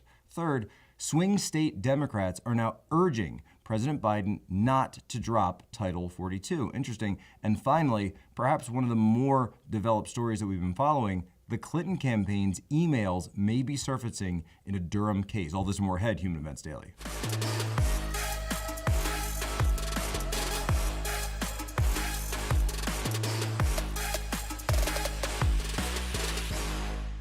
The onslaught of state laws targeting transgender Americans and their families. It's simply wrong. And I said last year, especially to our younger transgender Americans, I'll always have your back as your president so you can be yourself and reach your God-given potential. The president signed one of the most comprehensive executive orders on LGBTQI+ rights in history shortly after taking office, and this administration has repeatedly and forcefully called out state legislatures that are advancing legislation that discriminates against trans children and their families. Today, the State Department and Department of Homeland Security announced new steps that will improve the travel experience for transgender Americans. And the Department of Health and Human Services has released new resources for transgender kids and their families to help protect their mental health and ensure they receive the care they need to thrive. Well, I just want to thank President Biden so much for this. At a time when our country, Americans literally can't afford gas, inflation is through the roof, there's kinetic war in Europe, seeing horrific images every day. But I know that the one thing that Americans have been begging and yearning and pleading for is just some relief. Can you please give us this third gender non-binary option in our passports? Thank you. Thank you, President Biden, and thank you, Biden administration. You are doing the people of this country a great service. No, you're not going to be getting any extra benefits. No, your dollar is still going to be worthless. Inflation is still going to go crazy. That's going to run rampant. BlackRock is going to continue buying up the housing infrastructure in this country, so you will own nothing and you'll be happy. But don't worry about any of that. Don't worry about any of that, because listen to the new plan. Gender-neutral airport scanners. By the way, I thought they already were gender neutral. Like that was the weirdest part of this whole thing. when I was looking at the story, that when you go to TSA, I don't remember having, male scanners and female scanners. You go through the same scanner, right? Yeah, I mean, we have pre-check, so we still go through the scanner though.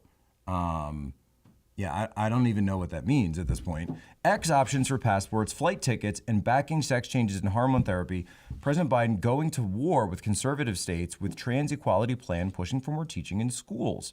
The White House is rolling out a series of new actions and aims to support LGBTQI+ Americans on Transgender Day of Visibility 2022. I don't know what the plus is. Do we know what the plus is? Somebody research the plus and get that one back to me. Biden is sidestepping states that have removed youth resources from their official websites by launching a federal government site instead. See, that's exactly what our founders wanted, by the way. They said when people at the local level decide they don't want their state to be run in a certain way, we want the power of the federal government from Washington, D.C.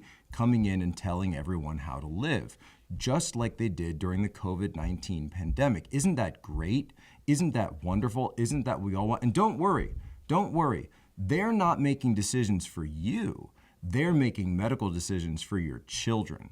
That's exactly what I want my federal government to be doing without people that we've even elected. There's going to be this whole army of bureaucrats and all of this. By the way, one thing that really doesn't get talked about a lot when we're talking about these issues is the fact that for big pharma, this is a massive new industry, right? This is a huge emerging industry. When you're talking about these treatments, and it says right there, they're talking about backing sex changes and hormone therapy, right? Huge industry. There's millions of dollars to be made, potentially billions of dollars to be made. That's why, by the way, in a lot of these conservative states, you are seeing some of them, like Florida, obviously, are passing laws, but you're also seeing other states saying that they refuse to pass laws. States like Utah, states like South Dakota, places that you would consider generally being more socially conservative. So you're thinking, well, wait, why would Utah or South Dakota be against this? Well, it's because of the massive pharma lobby that's behind all of this stuff. That's massive healthcare spending. That's huge amounts of money that goes into this hormone therapy. But of course, we never talk about it from that perspective. We only talk about it from this perspective. But don't worry. At the end of the day, our government is doing the bidding of big pharma, and they are here to help us, and they're here to help all of you. Isn't that nice? Isn't that so much better than us, focusing on economic issues or crime issues and, helping people live in safety, helping people be prosperous? No. Corporate handouts, military defense handouts, that's the government that we deserve here in the United States of America. No, it really is something, quite frankly, that when I look at it, I wonder, does President Biden even know what he's talking about when they read this stuff? Under my plan, which is before the Congress now, we can take advantage of the next generation of electric vehicles that a typical driver will save about $80 a month from not having to pay gas at the pump. Well, there's President Biden telling us all that we can save $80 a month, a whole $80 a month, guys, if we just buy an electric car. 80 grand, 55 grand. I know you've got it lying around there. Well, just go ask your buddies at BlackRock for another cash infusion. If they don't have it, just go check with the money printer at the Fed. Oh, wait, you don't have access to that because remember, you're not the ones closest to the king. The ones closest to the king are the ones who get the gold. You're not one of the ones close to the king, but he doesn't understand how any of this works. By the way, I listened to that clip. If he's talking about you're saving $80 a month, I guarantee you, by the way, the way this White House works, they're basing that off of the current average price of gas. So if you're saving $80 a month based on the current average price of gas, then if gas goes down, you're probably not going to be saving anything by switching to an electric car. But that doesn't matter because all the companies that are involved in the supply chain of building the electric cars, which, oh, by the way, how many of those precursors are rare earth elements that come from China? So thank you very much. Those are the ones who all benefit from this. And all of those are, of course, donors to President Biden's campaign. But there's another series of steps that he's taken talking about making oil companies, American oil companies, pay fees on wells from leases that they haven't used and on acres that they are, quote, hoarding without producing as part of a plan to respond to Putin's price hike at the pump. He's also talking about, and of course you've all heard this one, releasing 180 million barrels of oil from the Strategic Petroleum Reserve. Okay, I want to take those two things and break them down for you, because you hear this White House say again and again and again, they use this as a talking point. They've got 9,000 permits. They've got 9,000 leases. Why don't they just do the drilling? Why don't they just use the leases they already have? Do you really think, explain this to me. Do you really think that an oil company, have you ever heard of the energy industry before? That an oil company is going to be sitting there saying, you know, we don't want to drill that oil. We're going to leave it in the ground and then we're going to do nothing. Yeah, that's right. And somehow we'll make money off of that. Yeah, we'll leave it in the hole there. No, we know it's there. We've got the rig and the workers. We're just going to leave it down there in the ground. We're not going to touch it. Yeah, that's not how that works.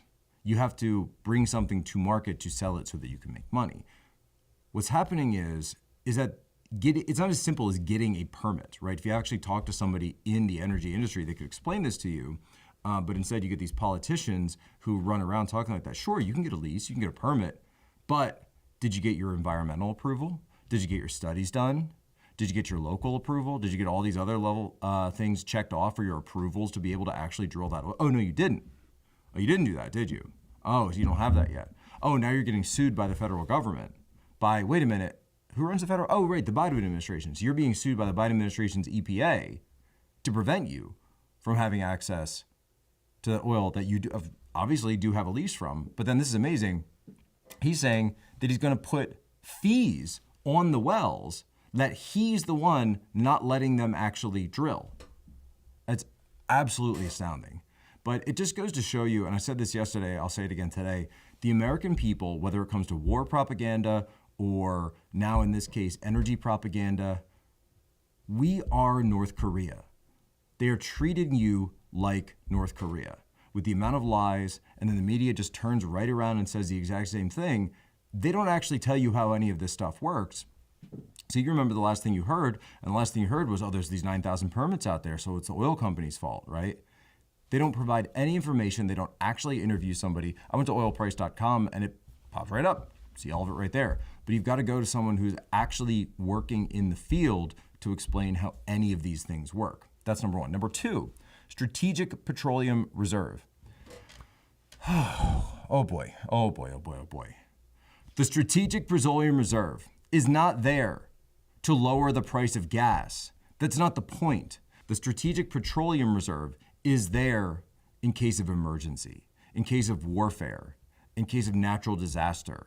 That's why we have that.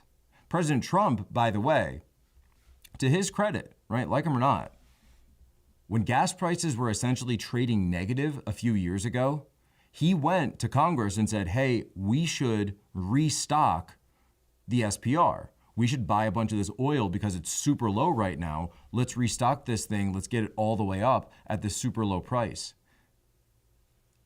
The Democrats blocked it. If he had done that back then, we would be standing to make, the U.S. government would actually have turned a profit of billions of dollars because of where the price is now. Have you ever even heard of the U.S. government ever turning a profit on anything before? But that was the idea. And that's the difference, because when you come in somebody who's got a business mindset, who actually understands assets and raw power, versus somebody who's got this political, liberal arts poetry mindset that doesn't even understand basic math and basic things like supply and demand. That's what we've got now, folks.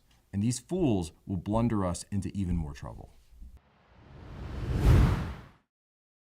My priority has been to make sure that we have a secure and orderly and humane process at the southern border. And I'm really concerned that the Biden administration right now, they do not have a plan in place to deal with this. And, hospitals and border communities they're really spread thin. I mean, and the nonprofits are overwhelmed right now. So I want to make sure that Arizona, that we do not pay a price for the failure in Washington, D.C. Well, there you have it from Senator Kelly, Democrat, of course, from Arizona, a key swing state. Now, he's up for re-election this year, and that's one of the reasons that he's trying very hard to tack back to the center. Remember, Arizona is predominantly a red state. They've had obviously a lot of influx from California over the years. There are a lot of pockets of purple, a lot of pockets of blue, but keep in mind, it's still Arizona. So Senator Kelly, as a Democrat, is really trying to drive this home. Also, obviously, Arizona being a border state, this is something that is a huge, huge issue for them. So we talked about Title 42 yesterday. Remember, Title 42, I don't like calling it that. It's what it is. It's the public health migration order. So it's a moratorium on migration during the pandemic. That's what Title 42 is. And so President Biden, and we've now seen the reporting has been confirmed that the restrictions may be lifted in late May of this year. So we're now heard it from Mark Kelly.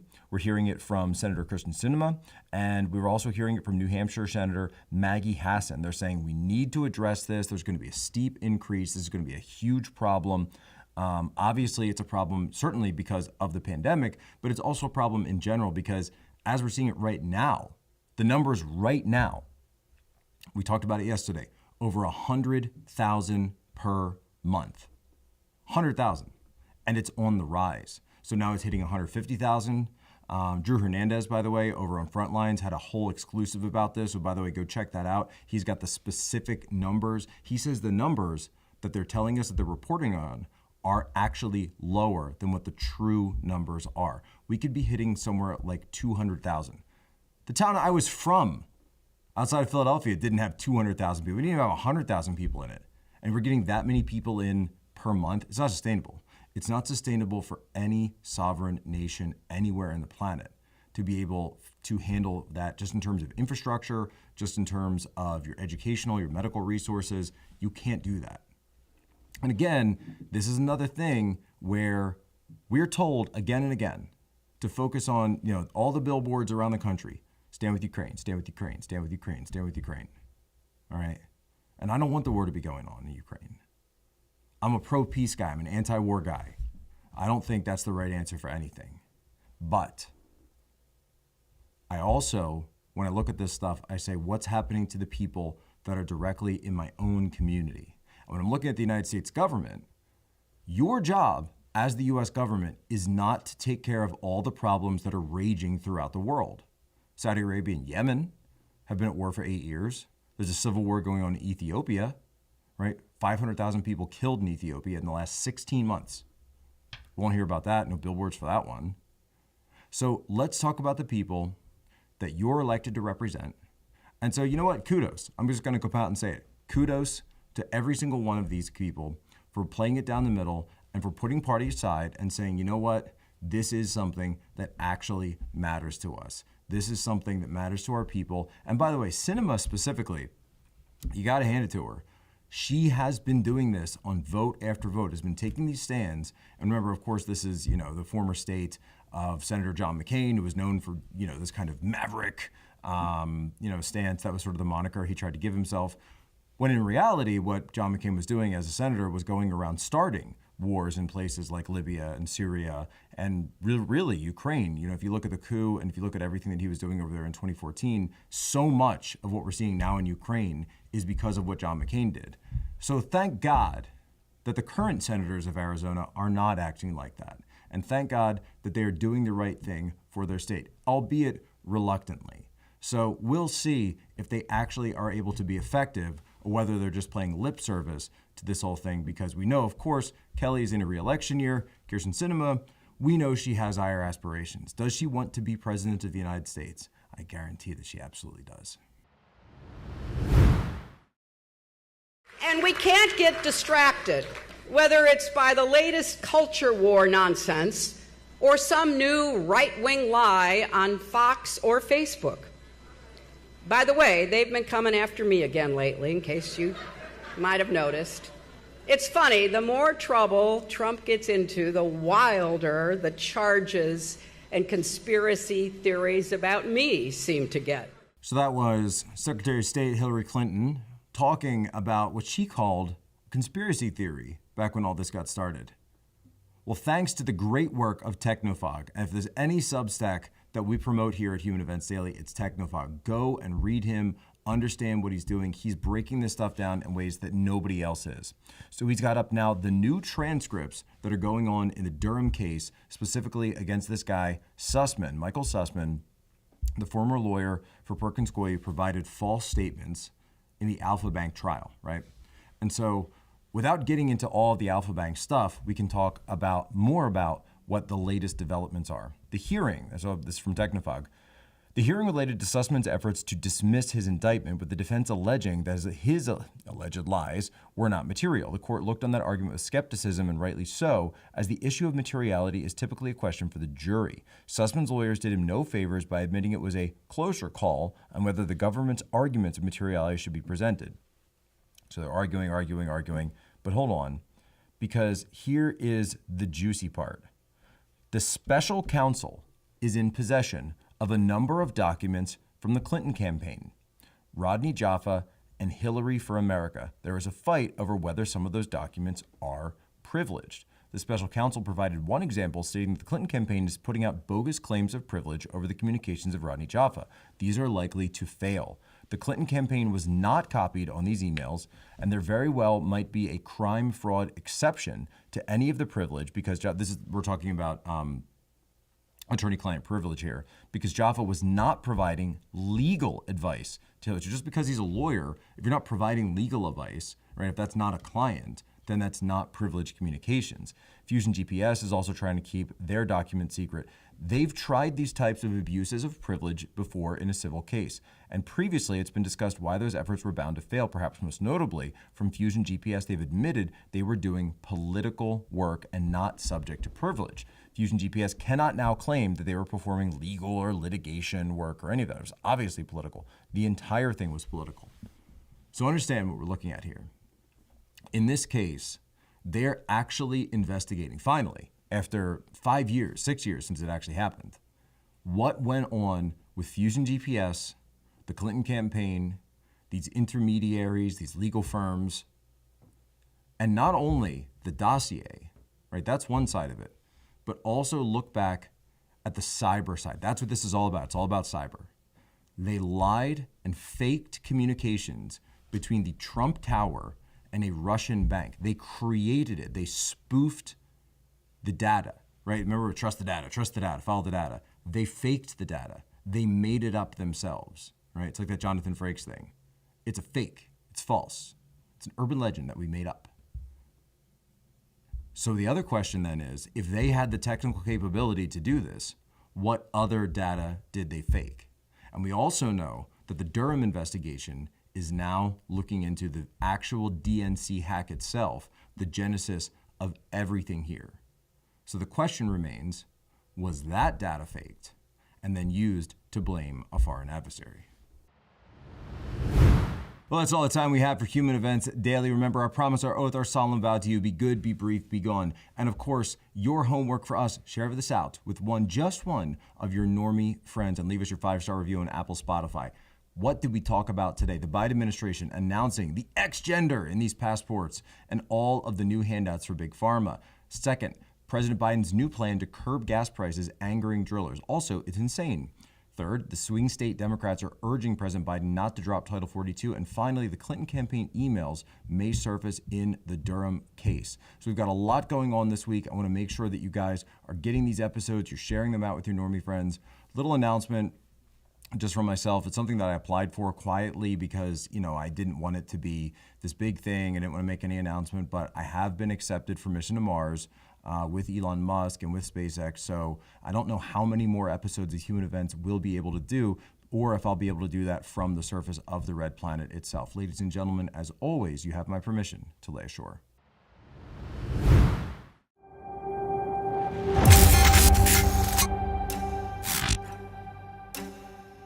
China lied, people died.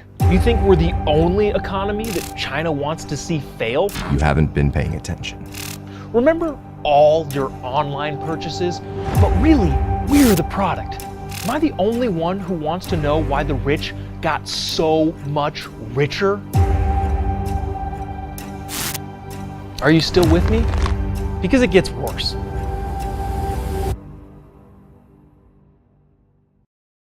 It's the most conservative time of the year. That's right. Turning Point USA's Young Women's Leadership Summit is back, baby. From June 2nd to the 4th in Dallas, Texas, you can hear the sickest speakers in the conservative movement. And I don't mean COVID-19. And you never know, you just might meet your BFF, okay? I know I have like 10 of them, and I don't know how I'm going to pick who's going to be my bridesmaid. So go to tpusa.com/YWLS right now and use code POPLITICS to get 25% off your tickets, whether you're a student or a working woman or maybe a mom. All girls are welcome. For more information on the event, ticket packages, and what to expect, go to tpusa.com/YWLS. The movement has never done anything like this before. You do not want to miss out. That's tpusa.com/YWLS with code POPLITICS for 25% off.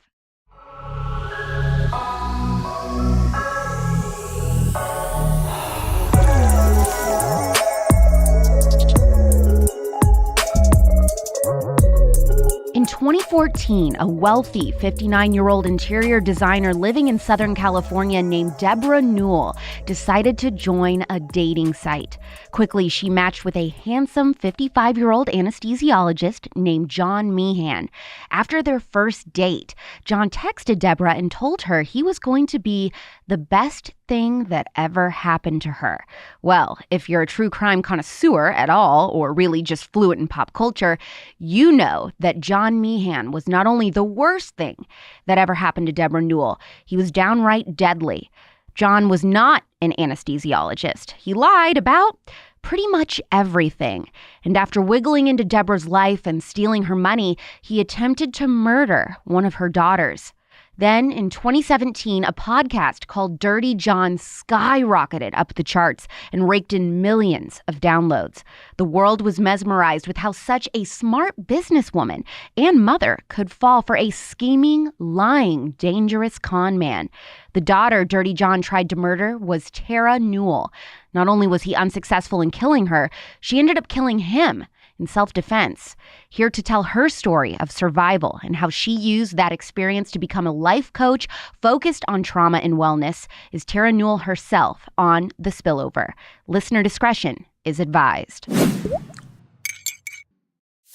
For those who don't know your story at all, which I honestly find hard to believe because we were just talking about before we started how Dirty John really is.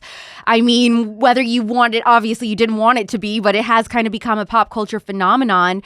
If someone hasn't seen your story or watched Dirty John, I kind of want to get into some of the survival story part with you, starting with the moment right before John's attack in your apartment complex parking lot. Okay.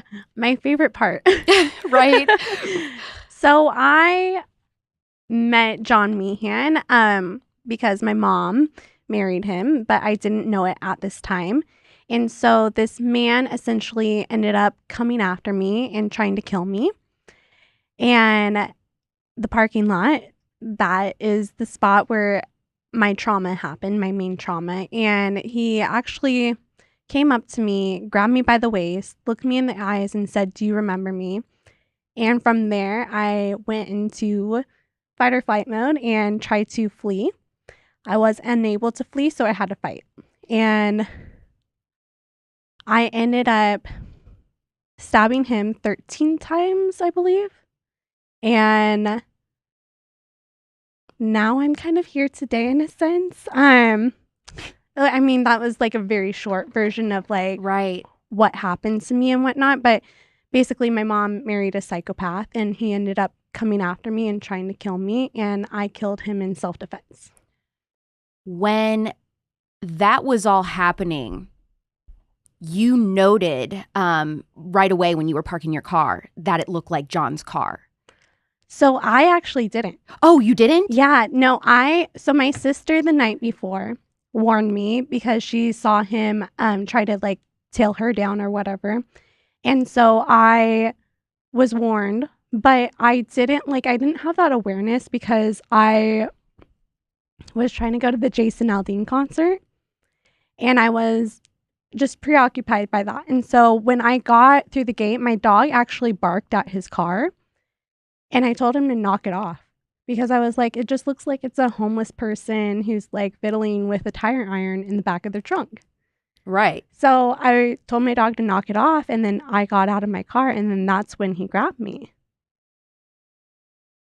Did it cross your mind at all that he would come back for anyone in your family?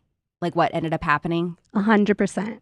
You were kind of anticipating this. Uh-huh. So thinking that that could be a possibility, were you doing things like self-defense classes or trying to prep in that way? Or what was your, what were your survival instincts before this happened, just anticipating that this guy could come for you? I was scared of my life. I was just living in this fear that I just couldn't walk down the street. But it was just like, I felt crazy in a sense, because no one's validating what's going on to me. So I think I went on Amazon, bought like 10 different knives, taped them all around my house into places where someone couldn't like just see a knife if they went into my house and they were trying to like put all the knives away so that I couldn't defend myself.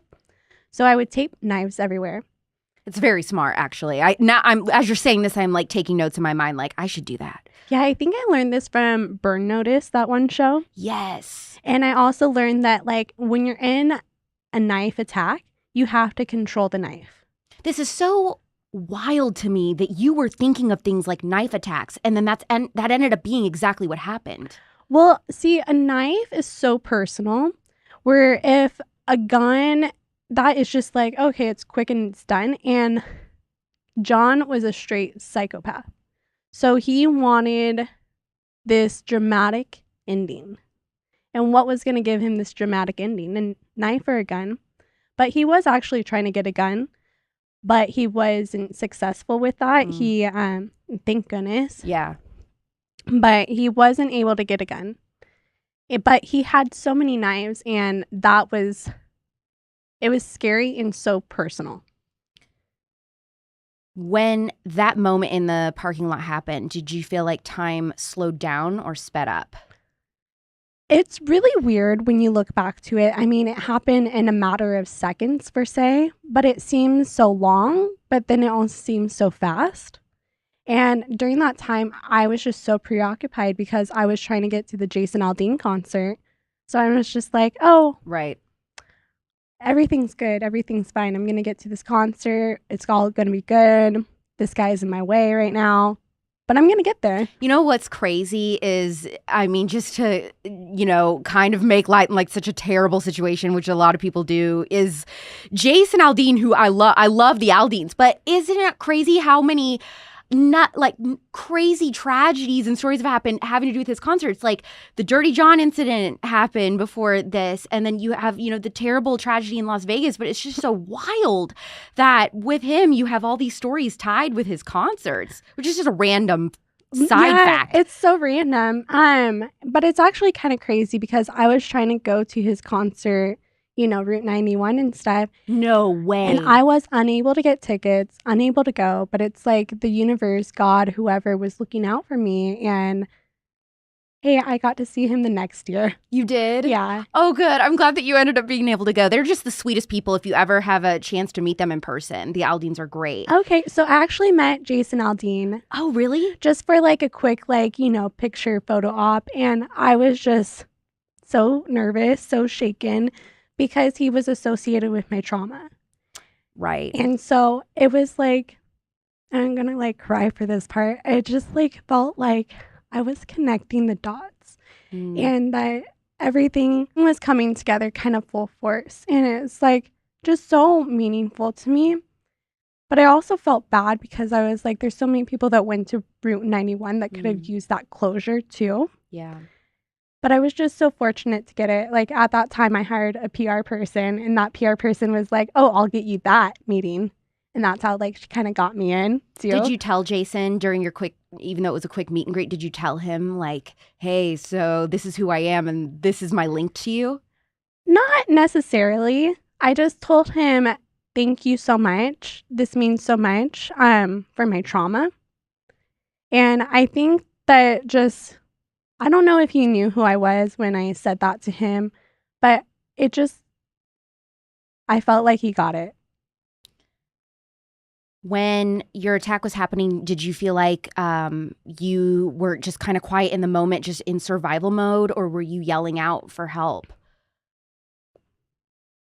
It's really hard to kind of look back. I feel like I was screaming, but it's like silent moments, like, you know, those silent like horror movies. Yeah. It's like that. It's like you're watching it, and it's probably so loud, but I'm like monotone, silent. Well, I know that there was a 14-year-old girl who ended up being a key witness in your case for what had happened to you, right? Yeah, so she was one of the people that came down at the inn, Skylar. And she was 14, which made it so prominent, you know, this Right. 14-year-old coming down to help someone that was injured and whatnot. But like it kind of made it seem like she was the only person there or the first person there, where that wasn't necessarily true. Okay, so tell us the truth. You set the record straight and tell us, because I don't, you know, I want to hear from you first person. 'Cause sometimes Okay. things get embellished in media portrayals and everything too, you know? Well, and then I feel like, you know, it is like such a great story that this girl came down, and I'm so thankful for that. But everybody wants their 15 minutes of fame. Did she kind of take advantage of that a little bit? Well, not her. Okay. Her mom got mad at me for her not being like the star. You're kidding me. And the mom tried to tell you, the victim of this crime. Well, and then, okay. And I am so sorry that this happened. And she had so much trauma for what she saw me go through. Yeah. And she was wondering what was happening to this girl and stuff, where I was going into my own healing journey. And her trauma was about me. And so she needed to kind of get like, okay, this girl's okay. Like this girl, like peace of mind. And I felt like maybe she needed to understand the circumstances also, that it wasn't such a random case. Right. So I think for her, there was like her trauma that she was going through, but I was just trying to focus on my trauma. And I hate to say this, but you know, you have to put the mask on yourself before you put the mask on other people when the plane's going down. So I was just in my own world trying to recover, trying to not want to commit suicide, not want to like, it was so hard to be there in that moment. And I feel bad. I feel so bad that like I created that trauma for her. But well, you didn't create trauma for her, Tara, you know. Yeah. Well, John did, you know. Yeah. But I felt bad that it happened, you know, and that she had to recover. But I felt like she did hold this burden against me. And, you know, the story isn't about her. Right. It's about this Jon Meehan. It's about my mom. It's about me. It's about, and she is a part of the story too. Of course, yeah. But it's not 100% about her, you know? So and I also think that's okay to say. Yeah. I mean, how long had it been? So from the moment Jon entered your life to the moment he exited, how long had he been tormenting your family for? A year and a half, I believe. Jeez. You brought up that you had stabbed him 13 times. 13 is a lot. I mean, that is when you look at other true crime stories and stuff. I mean, they talk about, you know, and you brought up too, that stabbing is a very personal act. And then to stab someone more than once, a lot of times that's aggression coming out, anger. And I just think about everything that Jon Meehan had put your family through. Do you feel like all of that was coming out and that is what accounts for how many stabs there were? Or do you think it was more just in the moment you were terrified and trying to make sure he was dead? I think it was a combination of all of the above. I think, you know, I hated this guy so much, right? But I never wanted to plan to murder him or anything. Of course. You know, I wouldn't mind if he was dead. Yeah, that is fair to say too. Yeah, but I never wanted to do the deed myself. And I felt in that moment, it was kind of a mixture of my rage, me watching The Walking Dead. This is the craziest part of your story. That The Walking Dead actually played a part in your self-defense and survival story. Oh, yes. Oh, yes. I killed him like a zombie. So explain that. Walk us through this part. Okay, so when I got the knife, I started just willing, and that I didn't really kind of give thought into. But as I started to like process what was happening in the moment, he started to he gasped, and then from that moment, I kind of put my hand on his head, and I was holding his head like so that he wouldn't bite me and turn me into a zombie, which is really bizarre. Did you really think he was going to try to bite you, or just in your mind you're like, this is like The Walking Dead to just process what was happening? Well, like monkey see, monkey do. I didn't think like he was a zombie and he was going to bite me and turn me into a zombie. But like I watched so much Walking Dead that's like my mind knew what to do from that. Right. And so I held his head and I stabbed the last 2 times, one in his forehead. And then the last one is in his eye, which is the softest point of entry to the brain. Okay, so that is so scary to me. Do you think about where you're stabbing or what you're doing, or you're just hitting anything that you can? At first, you're just hitting anything you can because you're not like thinking like, where do I need to stab? Right. And then, but when he's coming down on you and it's like, oh, you're taking the final moments of this person's life, then, and you know it's his life or your life, then that's when you need to like, okay, I need to make this person not come up. You know, and like Freddy Krueger and all those movies, they get up and they chase after the person. So I knew that if I got him in the eye, that was his way of not being able to come up to get me, and his way of not being able to come up and try to hurt my nieces or my nephews or anything like that. I think it's important just to draw attention to the fact that you're getting emotional. Sorry. No, I think it's important for people to understand that when you have to act in self-defense like that, when it is between your life and someone else's, even though you are defending yourself, it's still hard to do. It's not, even though you hated this guy, you hated his guts and wanted a world without him, when it came down to you having to be the one to take him out, it's still hard for you. It still makes you emotional taking the life of somebody else. And we'll get into your trauma and dealing with that and how now you're a trauma specialist in a little bit. But I just think that's important to just sit with that. It's not like it was so easy for you and you were just so happy and like, yay, now I can move on with my life. Like, that's just not the reality for people that go through trauma like what you did. Yeah. Well, I was watching the movie Scream last night. So is that not hard? Wait a minute. With all the stabbings and stuff in a scary movie, is that not hard for you to watch? It's a bit triggering, but that's what I would wonder. I found it kind of just like encouraging. Well, because the main character in that movie, they named her Tara. Well, was that named after you? I don't know. I don't think so. But like, you never know, because like people listen and then they're like, oh, I want to like nonchalantly do something here. And she was a survivor. She was a badass, Yes. you know, and it's just like so important to like see that like you could do what you do. But when you watch those movies and stuff, like they kind of showed that like the characters that came back from like the original Scream, they were still dealing with trauma. And I feel like that's so important to show. But they kind of make a comment like, what do you do after this? You just keep living life? It's like, oh, you're going to have to go through like moments of like where you wish you were dead.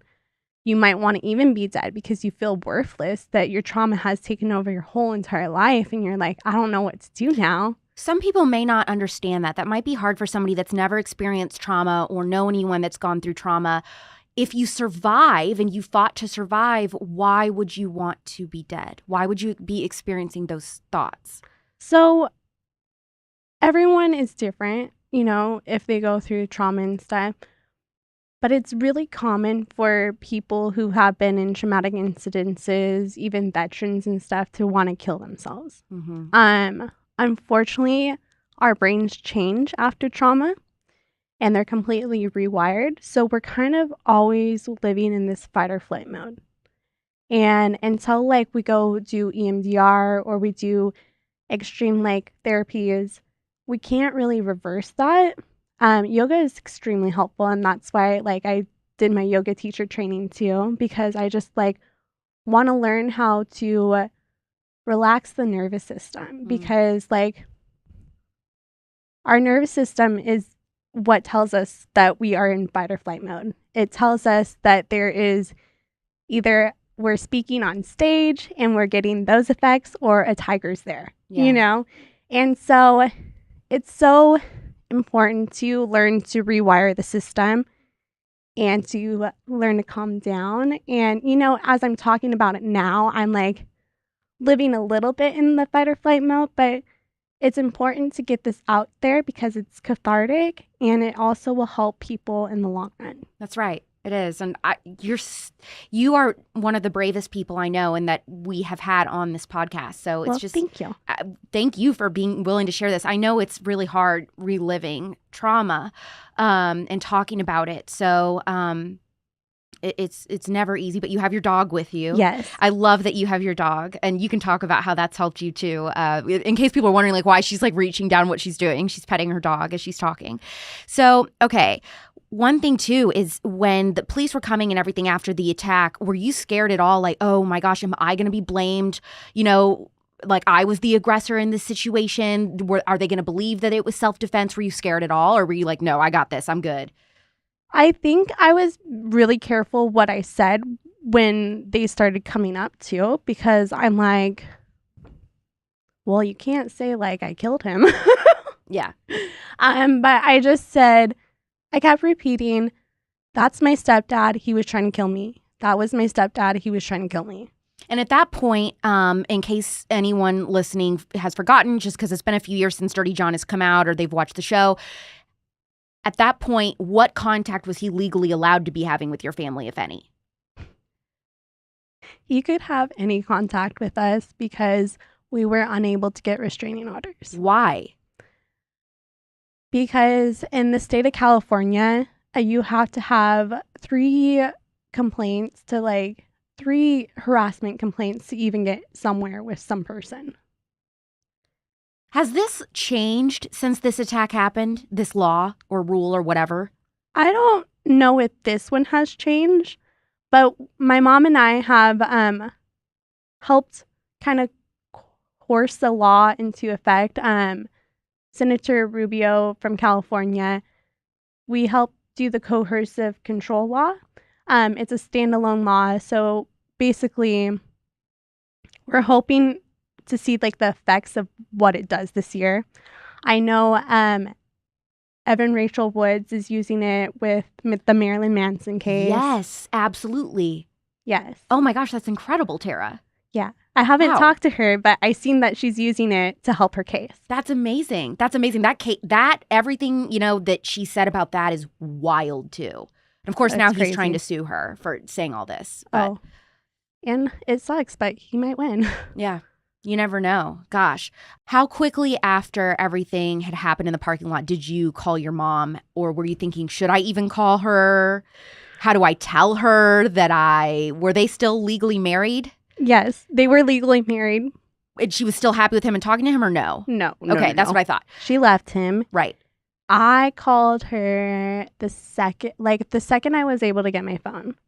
I called her and I was like, I'm so sorry. I think I killed your husband. And I also told her, I was like, I knew he would do this. And what did she say? Oh, what, Tara? Oh, what? And then she just like went into frantic mode, and she was like, oh, and then she was like, where are you? And then she headed towards my way. Was she also glad that he was out of your lives at that point and kind of relieved, or did she go through sadness? Because I mean, at one point, right at that moment, she was terrified of him, but she had been in love with him, at least for some point. So I'm just going to say this because I want people to understand that when someone dies, you have to mourn them no matter what. You have to go through those motions. And when that happened, I was with someone on and off for 10 years that was abusive and that hit me with a car and stuff. Oh my gosh. So I knew, I was like, she's going to have to mourn him, and I felt bad.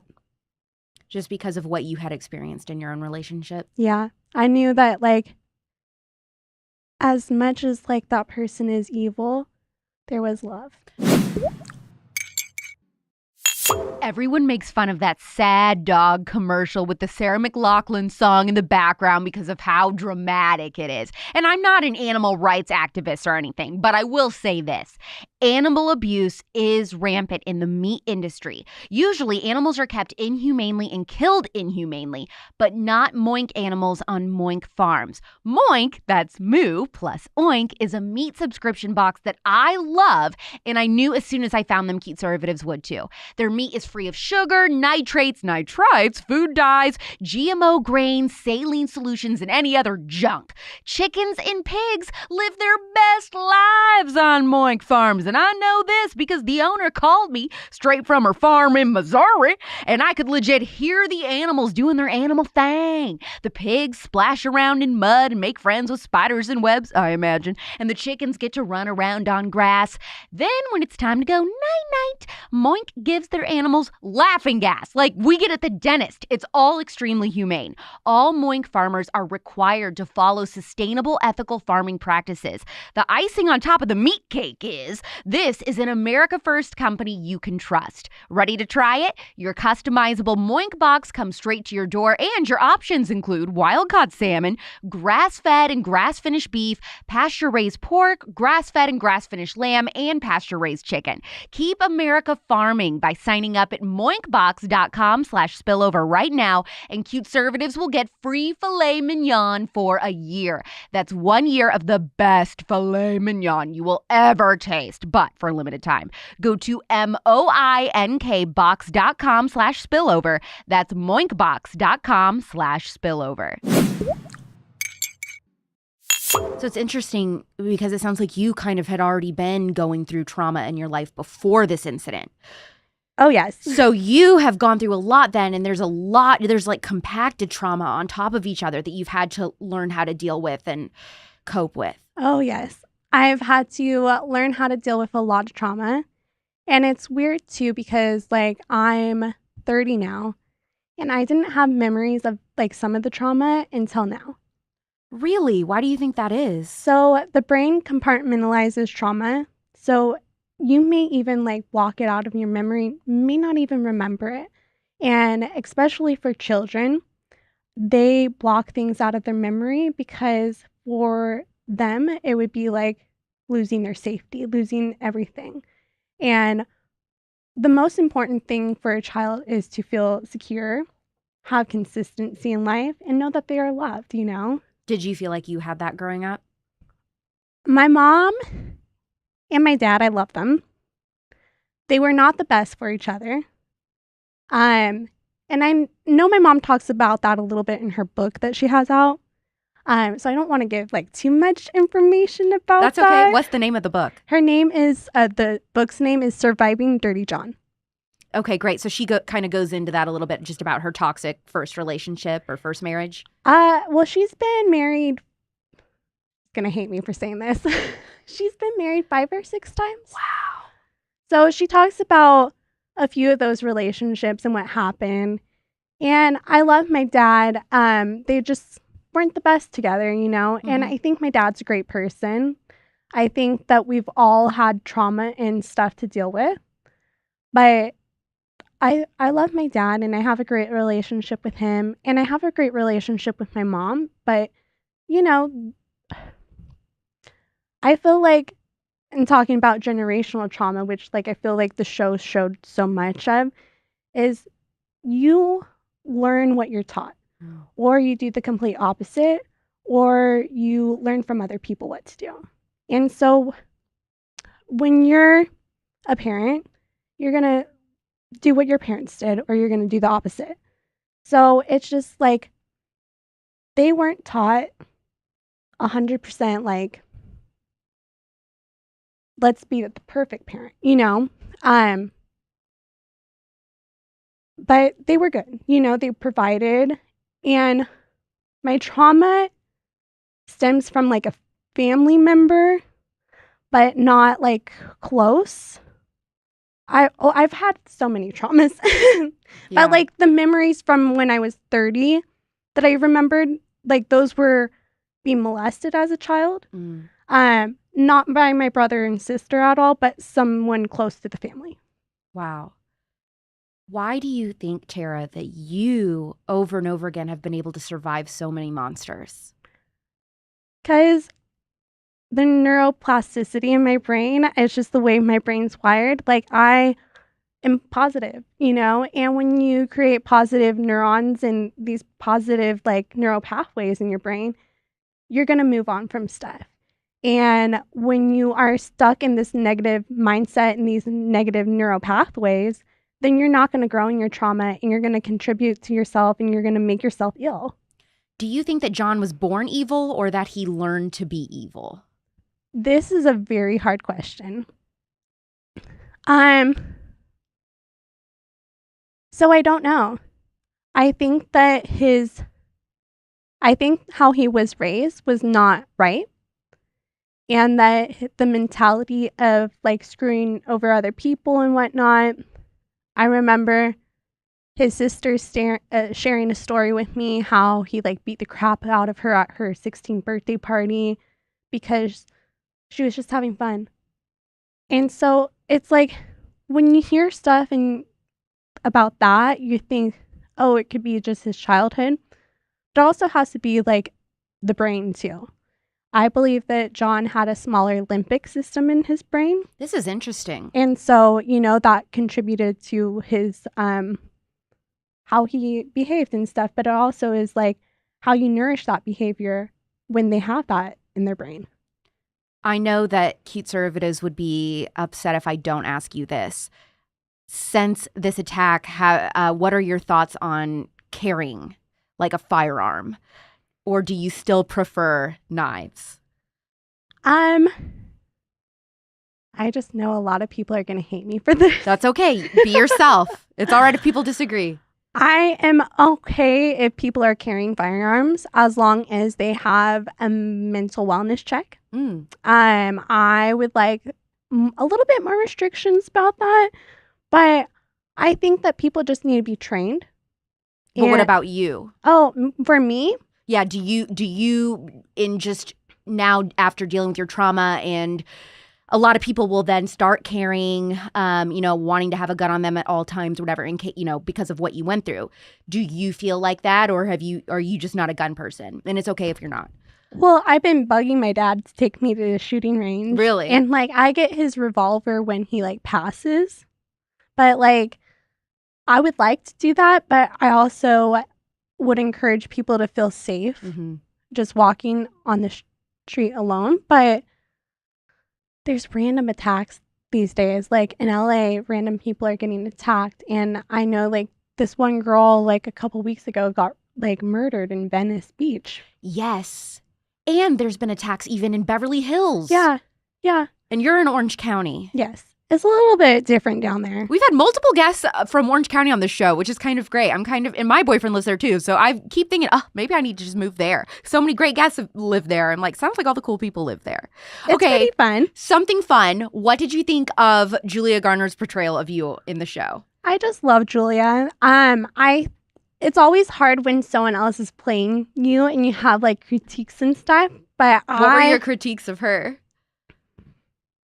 Well, it's just like, I don't feel she got my voice right, but every single person that I talk to, they're like, oh my gosh, she got it down 100%. And I'm like, really? Okay. But like, each person, you can kind of tell like difference of their voice. Well, she's had to do a lot of interesting roles with different voices. In Ozark, she's got to do a weird voice. She has to do a really weird accent for Anna Delvey. Oh, yes. I love that. I was just like, oh, Anna Delvey? Oh, yeah. Yeah. You're such a loser. Why are you wearing that? Yes. Why are you wearing that? That looks ugly. So perfect. It's perfect. Did you actually get to meet her? Did she like consult with you about playing you or nothing? So I met Julia a couple times on set, but like she's such a sweet girl. Like she is so busy too. But like I think actors, when you're there, they get nervous like of you watching them. I'm sure they do. I know I would. I'd be pooping my pants. That would make me so uncomfortable. I couldn't do it. Well, I know like I realized Connie when she was acting and we were there, And I've seen her on so many things, I you know. know? And I'm like, oh, she's nervous right now. Did you think she nailed your mom? Oh, yes. Really? Although my mom does have a little bit of a backbone, and I feel like they didn't quite get that. They kind of portrayed your mom as more of a passive, I think, passive person. Yeah, but it's so funny. Like, I think, like, how they talk, like, oh, it's okay. Like, that, 100%. And Connie, like, sweetest person ever. I just don't think, like, I don't know. Like, she's so sweet. And like, just different views, you know? Right. How has your relationship been with your mom as of now? So, you know, we've had to go to a lot of therapy, deal with a lot of stuff. I had to deal with my, what is it called? Not abandonment, but like my resentment towards her. And had to say things to her that were not pleasant and stuff, but we really worked through it. And I think we're at a really great place where we're able to kind of break that generational pattern and like have conversations about it. And we're like, I feel good. Have your mom's dating habits changed, or are they kind of the same? She's like, you're wanting me to spill all the tea. Well, I feel that like COVID, that's been like a hard time to deal with. I really like the last person she was with. In fact, like, he's still in and out of our life. Well, like, he's still in for the most part, but like, they're not together. But he's taken care of her when she's had cancer, and he's been there for me for certain things, and I appreciate that so much. That's great. Yeah, that's great. Even if they don't connect romantically, like, she has found someone else that has been able to be there, you know? Eventually, you had to quit the job that you had when all of this happened. Is that because you were dealing with trauma, or just because you wanted a new job? I couldn't deal with the dogs. I have to be honest. What do you mean you couldn't deal with the dogs? So my dog with me, no, not the one now. He actually passed in August. Oh wait, you got to explain for people that may not know, if they're listening to you for the first time, that you were a dog walker and doing all that. So I used to be a kennel attendant, dog groomer, all that. And what's funny is, like, now I'm kind of getting back into it, because I had to stop at a point because my trauma overtook me. And Cash, my old dog, was in the attack with me, and he was barking to warn me. So I would get triggered with dog barks. Oh my gosh. Yeah. Yeah, that would make that job difficult. And so I would be, but my boss had cancer at the time, and I had to go to work afterwards. And I would be there literally feeding the dogs, but like bawling my eyes out, hyperventilating, crying. And I'm like, I can't do this. Where now I love working with dogs again. That's so great. And I'm like crying because, like, it's been such a journey, and you never thought that, like, I had to quit doing it for that reason. And then now I'm just pet sitting and walking dogs now, like, in between my life coaching, because it helps, well, with him to get my dog's energy out. And then it also helps balance me because I'm working with nature and working with animals now. And then I'm able to, like, do my life coaching. So it's like, in the morning, I like answer emails, do my life coaching. Then like 12 to 2, then I walk dogs. And then like the rest of the day, I'm like doing other stuff. That's great. How long after you quit that job did you start working as a life coach? 4 years. I had to get to a place in my own healing where I felt like healed enough to help others, if that makes sense. Like, you know, I'm forever going to be going through this healing process. I'm never going to be 100% like, hey, we're not trauma, you know? But I've gotten to places where I've been like serene, calm, collected, been able to work on my nervous system. I've been a little shot this week because I've been dealing with like car issues and stuff. But we're good now. I got a new car. That's good. Yes. And so like you are forever like working on your nervous system when you like, and I feel like anxiety, people with anxiety have to do this too. If you go in social situations, you have to continuously work on your nervous system to like be in those situations and be okay. How would you describe the survivors that you coach? Are most people coming to you because they also have significant traumas, and what kinds of traumas are they? So multiple of reasons, more so because of toxic relationships.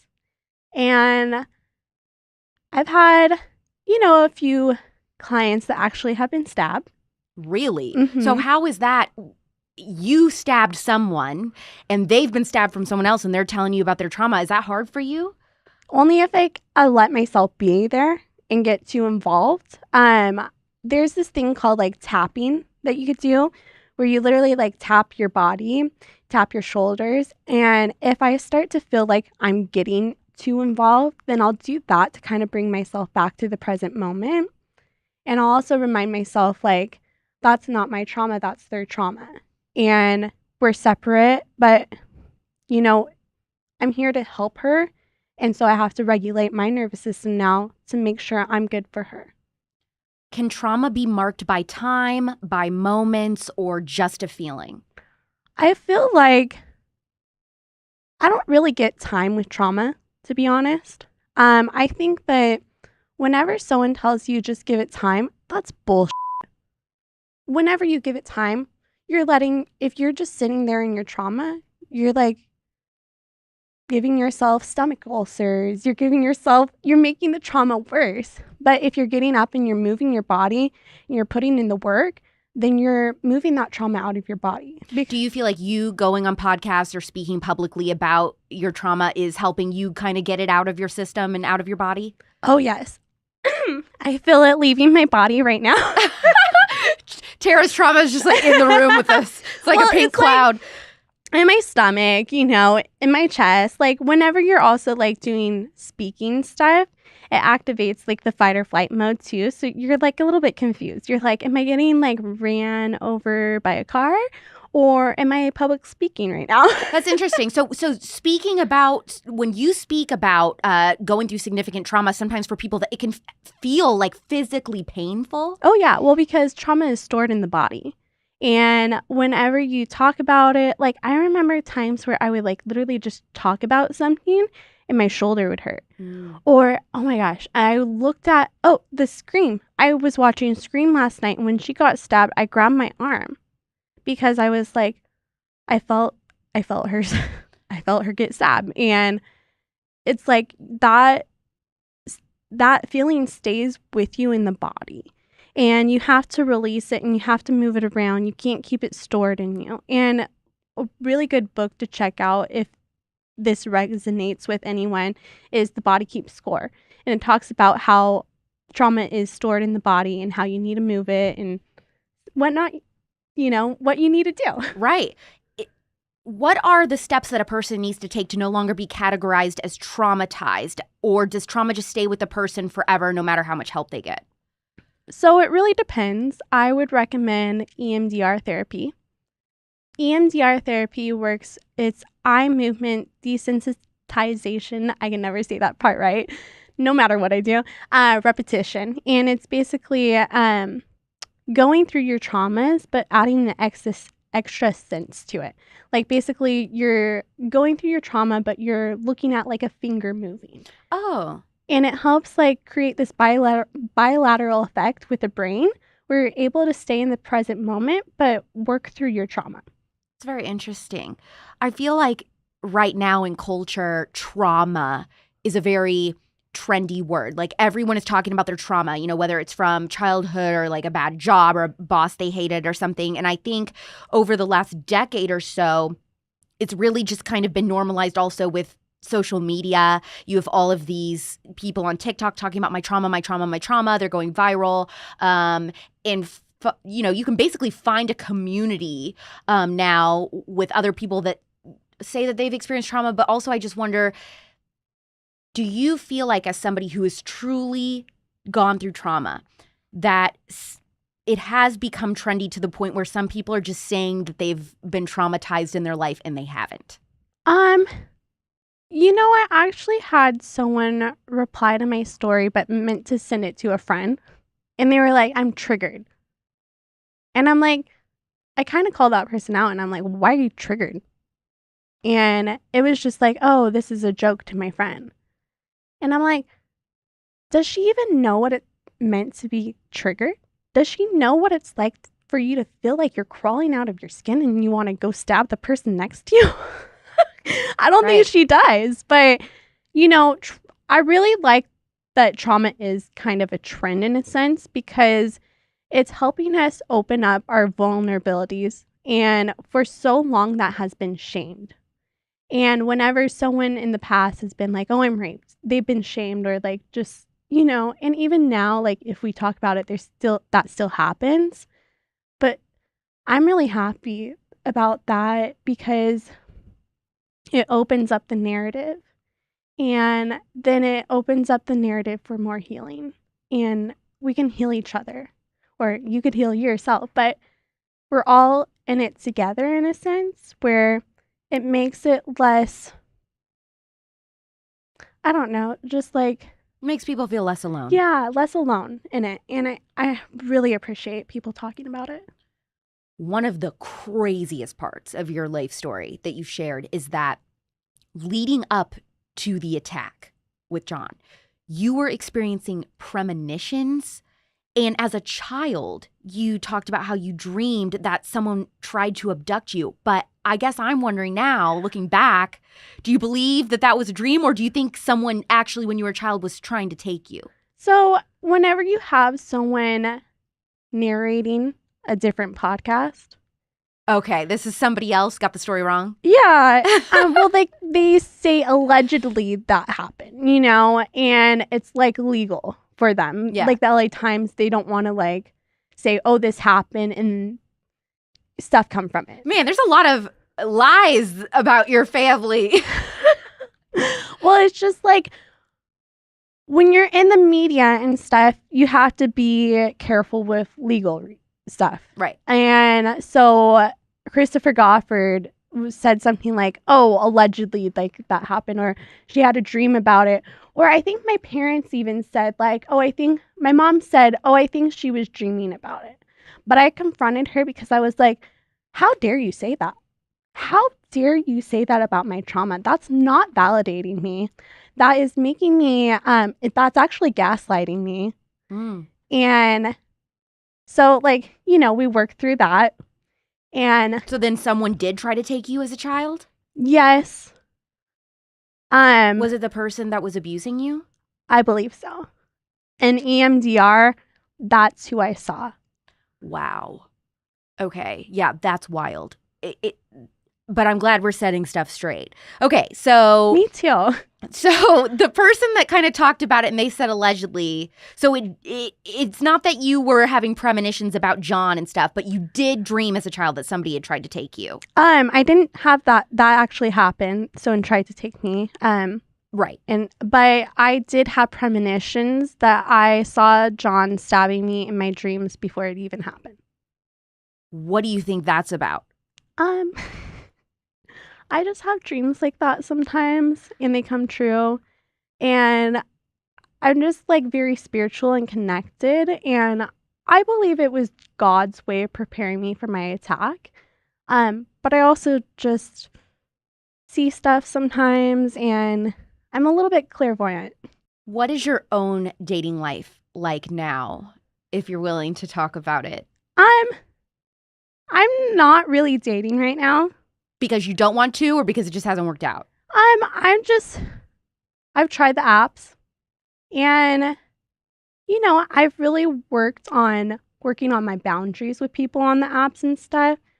But I just feel like when I'm doing me and I'm at my highest and I'm vibrating at my highest and I'm in alignment with myself, that's when people come into my life. And that's what I noticed, like when I did yoga teacher training. I was like, I really want to see this one guy. And then he came into my life. And then I don't know where it would go with that person, but We'll see. Are you scared doing online dating though because of everything that happened with your mom? No.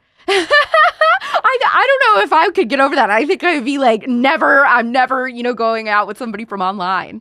Well, you just create boundaries. Like you meet them at a public place. And I say, like, do that like the first couple months, I am so selective of who I bring into my house, bring into my space. So it's just like, navigating that. But I'm not scared per se because I defended myself and you could do it again if somebody tried you. And I could do it again. So I don't prefer to do it again, but I know it's in me and I know I can take care of myself. I really like that. That's really strong of you. Recently, there's been a lot of people talking about cultural trauma or intergenerational trauma and that certain traumatic experiences that happen to one generation, that trauma can be passed down. Have you heard about this before? Oh, yes. Okay. So I wanted to ask you, like an event like 9/11, for example. Okay. That's obviously culturally traumatic. How do you think the traumatic effects of 9/11 are still playing out today? Well, I wonder, the people that were in it and that are having kids, I bet you that their kids have a lot of anxiety. It's just they're probably having social issues maybe sometimes. Not everyone. It really just depends on how you deal with your trauma and your trauma responses. But if you're not dealing with something, it's going to create, anxiety in the next generations. And, when we're actually created in our uterus, our nervous system is the first thing to create. And so, if you have trauma and you're having a baby, you're creating your baby's nervous system. And if you're anxious, you're creating an anxious baby nervous system. Are you, you don't have kids, right? No. Do you think you want to one day? I love kids. I would love to. But if that's in my path, I accept it. But if it's not, it's okay. Absolutely. Kind of a spicy question, and you can take your time to answer. I just think it's like a really deep thinker. Okay, so when George Floyd happened, we're talking about cultural trauma and intergenerational trauma. Do you think that situation was traumatic because of the media's perpetuation of it and it was misconstrued? Or do you think, no, that will be a generationally traumatic thing forever? Oh. Or do you think the media made it worse, I guess is what I'm saying. I think this is so complicated. I know. And you can take your time. Because George Floyd, he battered his wife and he beat up a pregnant woman and stuff. Anyone that does that, I feel shouldn't be here. Yeah, it's kind of weird knowing that, and then people still kind of make a martyr out of him. It'd almost be like, now that I think of it, and this is just coming to me, it'd almost be like if people made a martyr out of John. Oh. And tried to say like, well, Tara stabbed him or whatever, he died, and like the media blew this up into this whole thing, and they were like, talking about how tragic it was and how great of a guy he was, and then like there's you who knows how he hurt you, just like the pregnant woman in George Floyd's life that experienced all that trauma from him. Like, that's kind of weird. Yeah, well, I just think that it's hard because that narrative, like, Blacks need to be treated as equal. Of course. And I'm white and I can't speak it from that perspective, but I want everybody to be treated equally. Absolutely. However, when someone has arrest record and has battery and assault on their record, that's a different scenario. In what ways is your life still impacted by Jon, if at all? I mean, obviously you have to talk about him and things like this, but otherwise, what kinds of effects are you still experiencing? So I'm still like working on my nervous system, obviously. Rewiring parts of that trauma still because I block certain parts out, but I'm just like having to talk about him, but it helps me process. And Other than that, I'm not connected to Jon. Oh, other than his daughters. I like his daughters. Really? Yeah. Wow, I didn't know this. Okay, cool. So what do they think about their dad and everything that happened?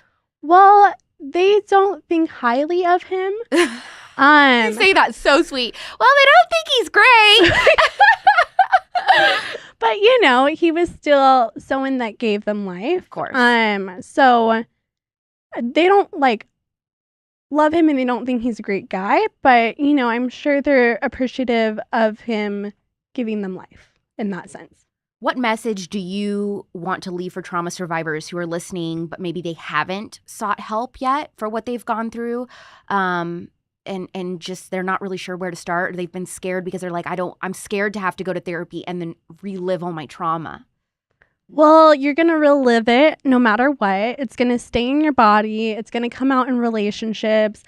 It's going to come out in your children's relationship, romantic relationships, anything. It's so important to get into therapy or to talk to someone that can validate you. I do life coaching, and so you can always message me. I do free 15-minute consults because I want everybody to have access to the help. And so when you do a 15-minute call with me, you can literally talk about your trauma, or you could be like, I need to find this resource. How do I do this? And we'll go through it. That's great. What is your Instagram if people want to follow you on your overcoming trauma and life coaching journey? Okay, so my Instagram is Tara Newell, TerraNewell. And if you want to follow some cute pup pictures, or if you're in my area and need a pup sitter or a walk, follow Tara's Pups. That's so cute. What is your dog's name, by the way? Dixon. Dixon. He's very cute. Daryl Dixon. Bright blue eyes. Yeah, well, one's marbled. Oh, gorgeous. Gorgeous. Tara, you've literally looked evil in the face and won. I hope that you think about that sometimes and are really proud of yourself. Thank you. Absolutely. Thank you for coming on The Spillover. Thank you so much for having me. I don't know what you've been through in your life, but maybe you could relate to a lot of what Tara had to say about dealing with and overcoming trauma. Maybe you couldn't. Personally, I haven't ever been through anything like Tara has in my life, praise God. But her story is pretty darn captivating nonetheless. It was also just neat to get to talk to the real Tara and ask questions after being a fan of the Dirty John podcast and watching the Dirty John series on Bravo. I don't know of another interview podcast like The Spillover in the conservative movement. If I do say so myself. If you'd like to support the show, it would mean so much to me. And it is very, very easy to do. Subscribe on Spotify or Apple Podcasts, however you prefer to listen, and leave a 5-star review every single week.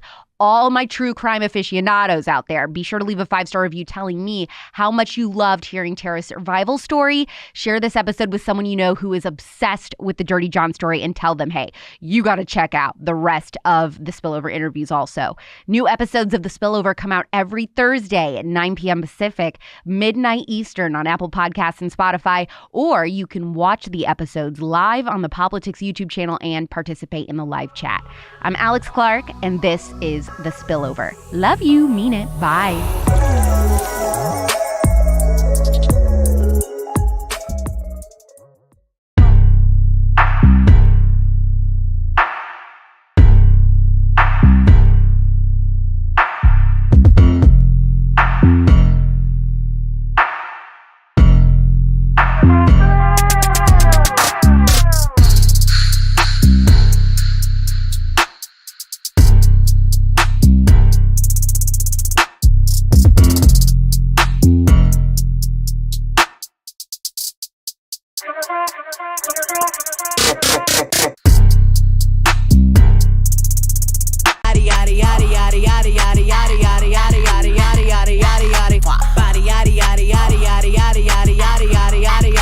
Just saying, when I become a wife, it's over for you hoes. Oh, P.S. Things look a little different today because the Politics studio is almost done getting a full-blown makeover, so I had to film somewhere else temporarily. New studio on Tuesday next week. Today, we've got some details about Bruce Willis's sudden and devastating diagnosis and how it was affecting him on movie sets. Shane from Love is Blind is coming clean about allegedly being on cocaine during the show, and, we all thought that Jim Carrey's condemnation of Will Smith in Hollywood in general this week was was epic, right? But does resurfaced footage of him at the VMAs in the 90s expose him as a hypocrite? And of course, we are ending this week solid with the Freak of the Week. I'm Alex Clark, and this is Politics.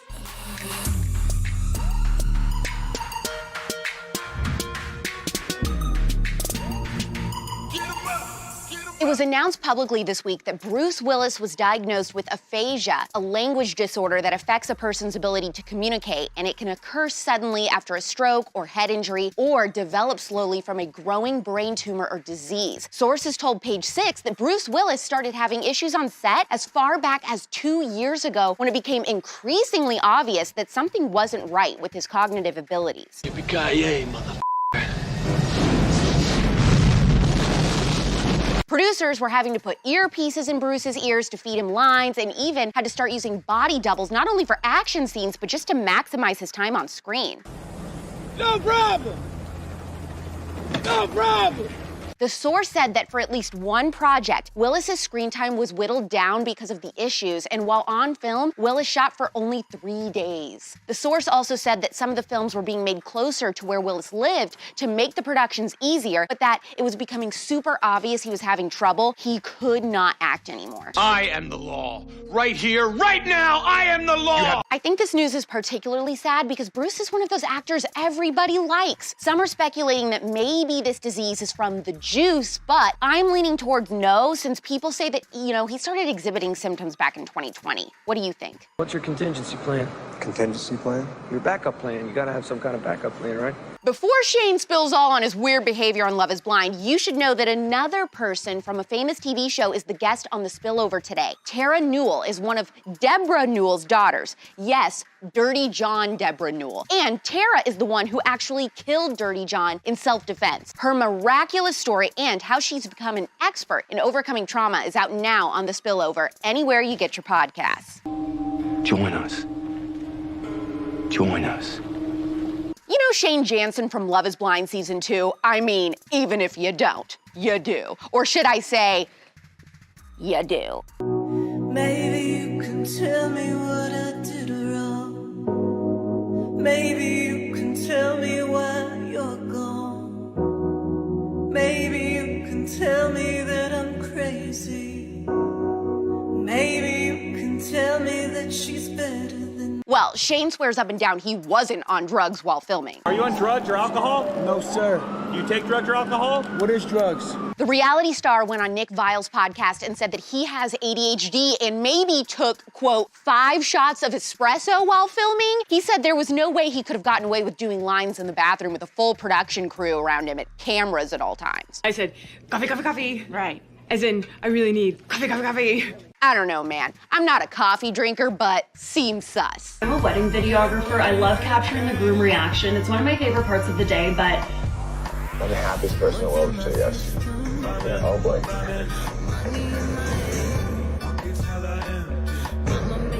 Okay, now if I did see something like this, here's what I'd do. I'd go find the bride. She's probably just about to walk down the aisle. Show her my camera. I'd say, that's what things are looking like. Do you want me to continue, or should I call you an Uber? Everyone was super impressed by Jim Carrey's absolute roasting of Hollywood for giving Will Smith a standing ovation after he slap danced all over Chris Rock's face. Here's a short clip of that in case you missed it. I was sickened. I was sickened by the standing ovation. I felt like Hollywood is just spineless, en masse.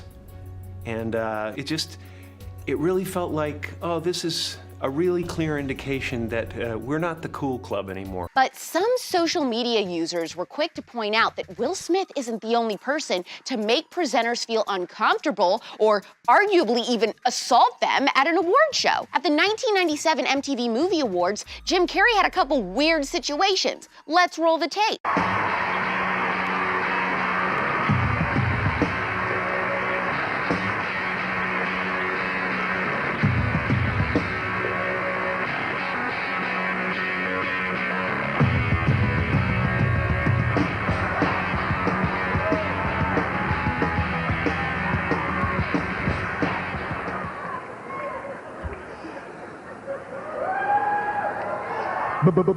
Bad.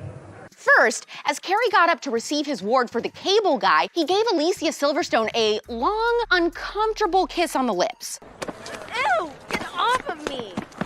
Then another time during those awards, Carey got up and stuck his gross tongue out as he tried to kiss Will Smith while he walked up for his award. Honestly, I was waiting for Jim to get socked in the face. I don't condone violence, but like, Will, if you were gonna slap someone at any award show, that may have been your opportunity. Don't ever do that again. People are tweeting that even though Carey is disgusted with Hollywood and Smith's slap, why was there no problem with him sexually assaulting people way back when? Is Jim Carrey a hypocrite for condemning Will? Let me know in the comments. Mama. I mean, I could list 500 reasons why Disney is the freak of the week, but I have whittled it down to one to keep the show entertaining for you. Sing, Ben, quickly. Gen Z is getting impatient. I said certified freak. 7 days a week. Disney announced a lot of messed up things this week, but one of them was that they will completely get rid of all mentions of traditional gender roles at their parks, according to Newsweek. That means they will no longer say boys, girls, or ladies and gentlemen. I'm nobody.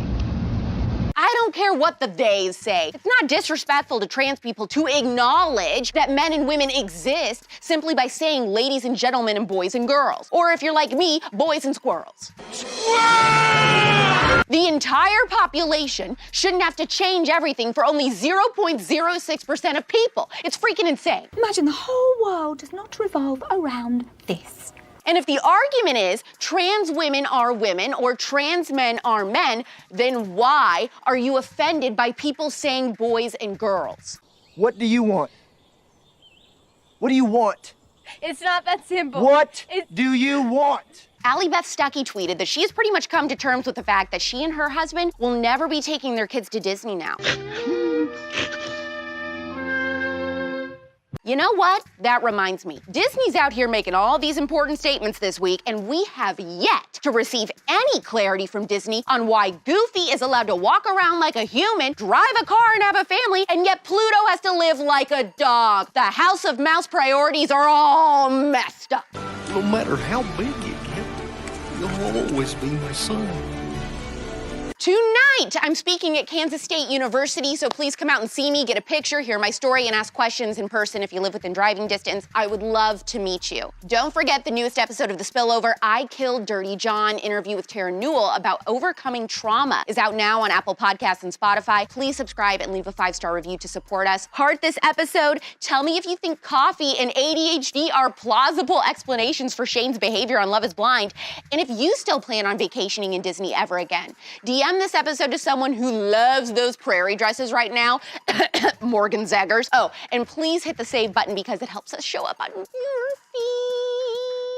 Because I'm flying to Kansas today, there will not be an episode on Monday. So the first episode on the brand new Politics set is Tuesday at 4 p.m. Eastern, 1 p.m. Pacific. It's pop culture without the propaganda every single day.